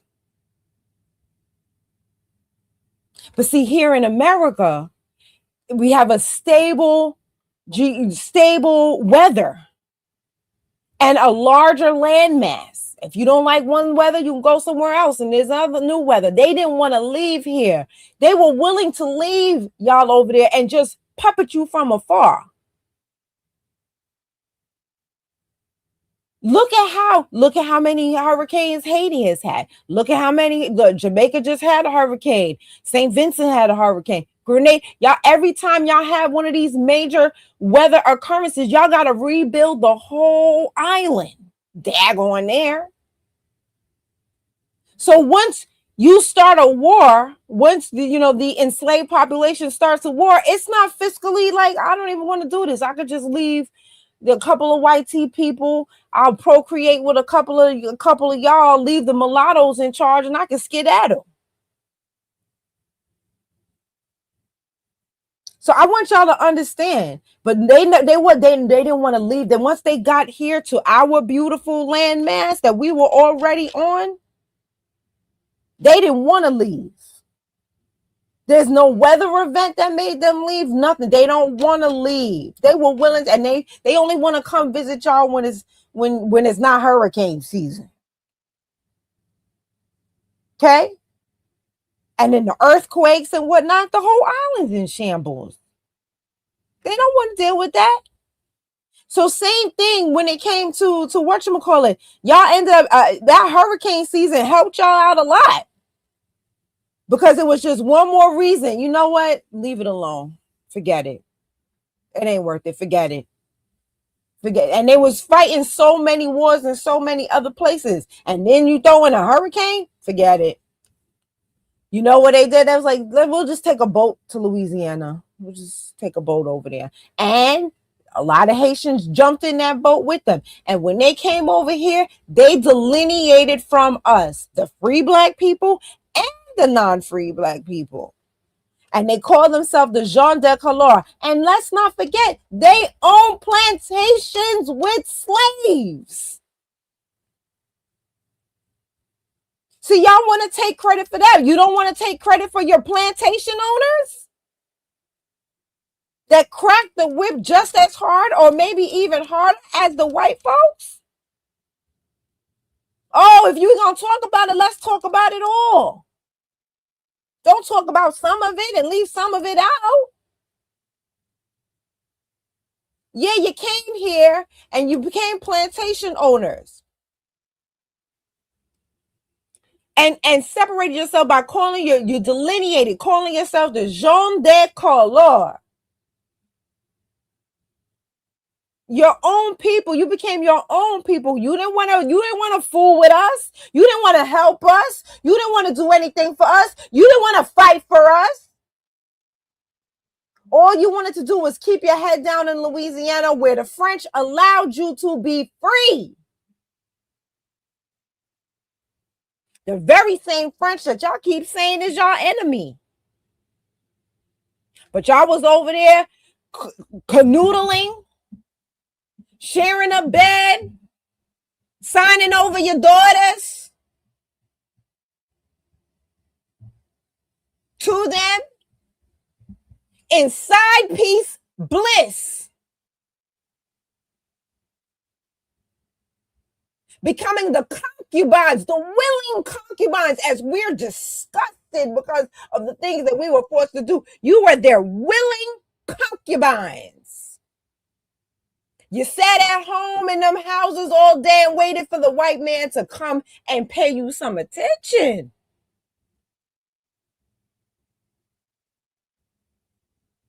And then when you didn't want to do your own housework, he bought you a slave.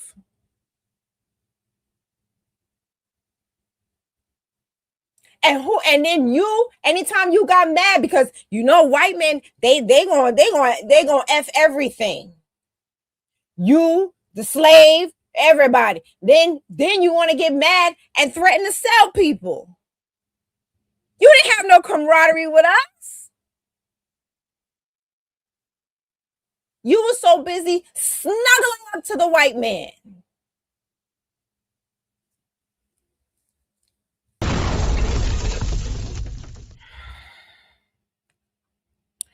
Then let's talk about New York's history.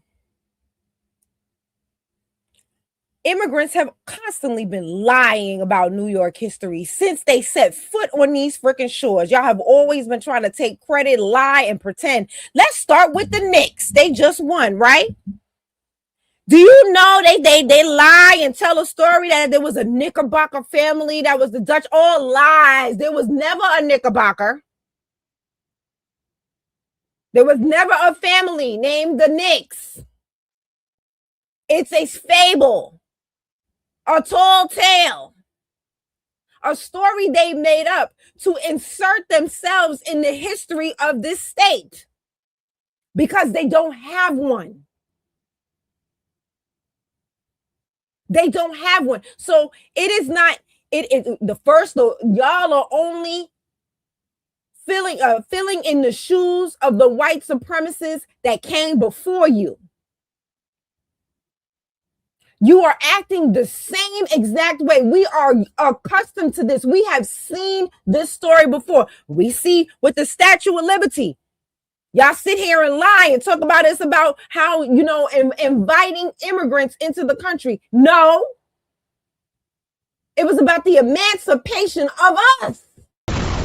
But you lie and lie and lie.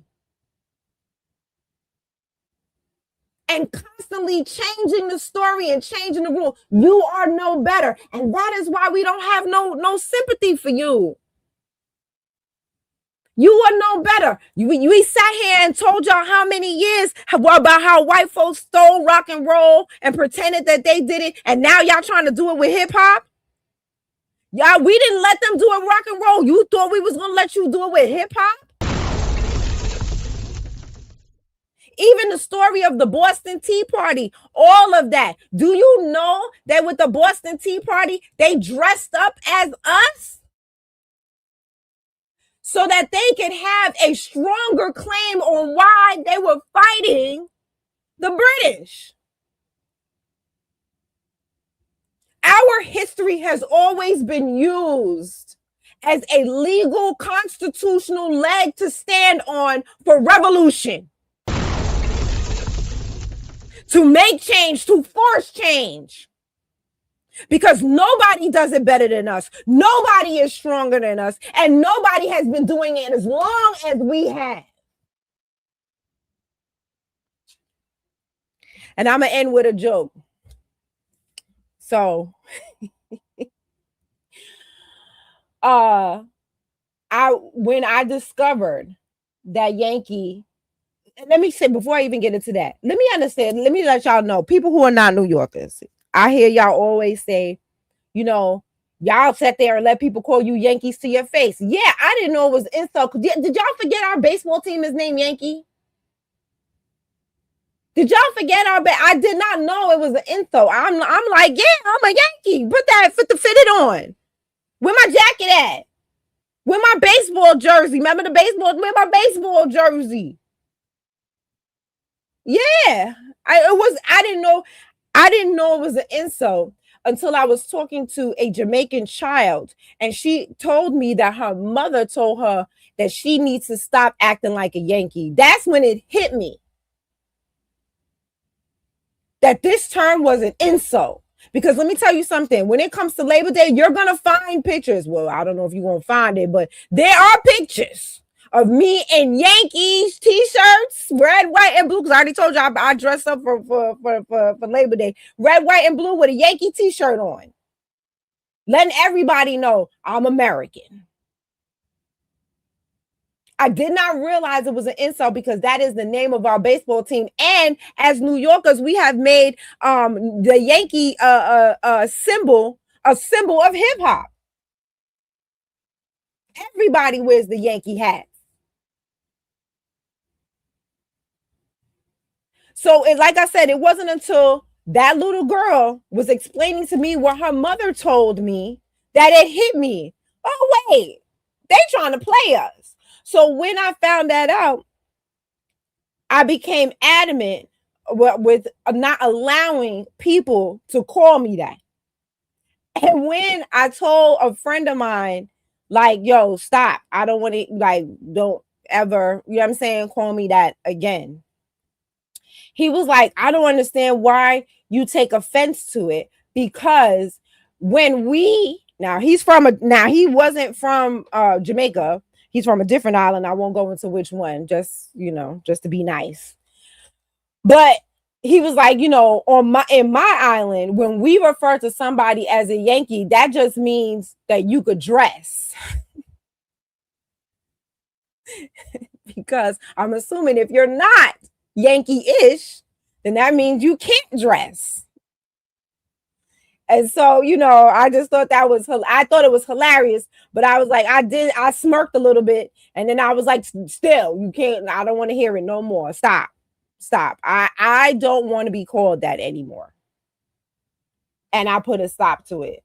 But I just thought that was funny. I thought you might think that was funny too, because like I said, he was like, oh yeah, that it was synonymous with, swag. That we have. And so, yeah, so I'll just leave it there and I rest there. I land my plane. And thanks. First, before I land the plane, put the wheels back up. I just, caught a glimpse of Uncle Jesse. Man, you will be missed. We will keep talking to you. And I'm going to put your picture. I'm sure your family will do the same. So it's, so that you can always have a way back to this realm. And I will remember you.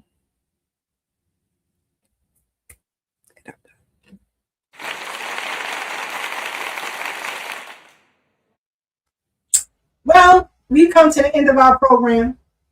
Unc, I hope I did a great job. No, you did. But, we got it from here. We got Aunt Marie. And now the next generation, we're taking over. From Peasy to Russ to Michelle, myself, Arnold, Anthony, their wives. It's on. It's our time. It's our time. We love you, Unc. Every week in this chat. Never missed it. And if I didn't share the link to OG Wisdom Podcast, I got in trouble. So you became Unc to a whole generation of foundational Black Americans. Thank you, Unc. We appreciate you and we love you. All you tenants. We meant what we said. Y'all want us to chill? You gotta chill too. I got you, brother. I got you.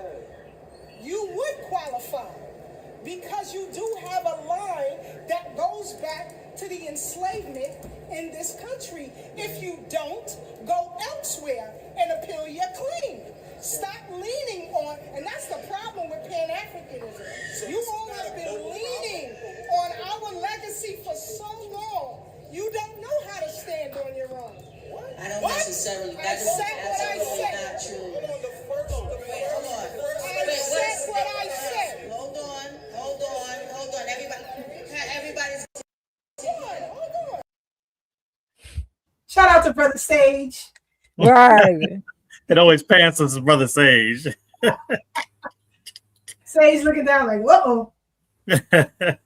But I thank Uncle Jesse for giving me the courage to go in any room and stand 10 toes down, because he was only and always a phone call away. With that, we appreciate y'all. We thank y'all. Shout out to Sister Farnessa. Thanks for the Cash App. We out, y'all. Good night.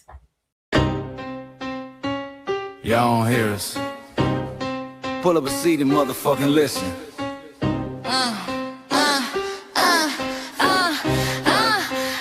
Pull up a seat and motherfucking listen. Pack your bag, time to go home. Talking crazy on our soil where our blood and bones grown. This our grind, we outside on it. While y'all fools on the outside looking, y'all show no respect to Black America, so leave. Y'all don't get it, so it's time to go home. Get the hell up out of America, take your digits, make it just fly on.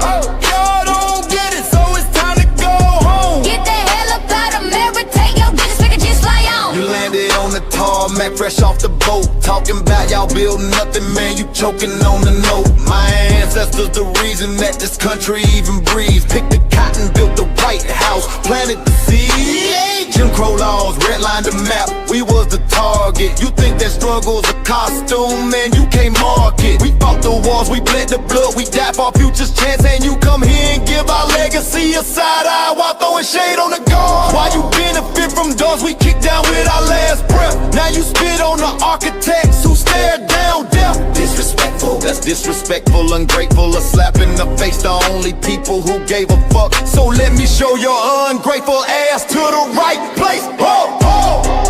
Pack your bags, time to go home. Talking crazy on our soil where our blood and bones grown. This our ground and we outside on it. While y'all fools on the outside looking, y'all show no respect to Black America, so leave. Y'all don't get it, so it's time to go home. Get the hell up out of America, take your digits, make it just fly on.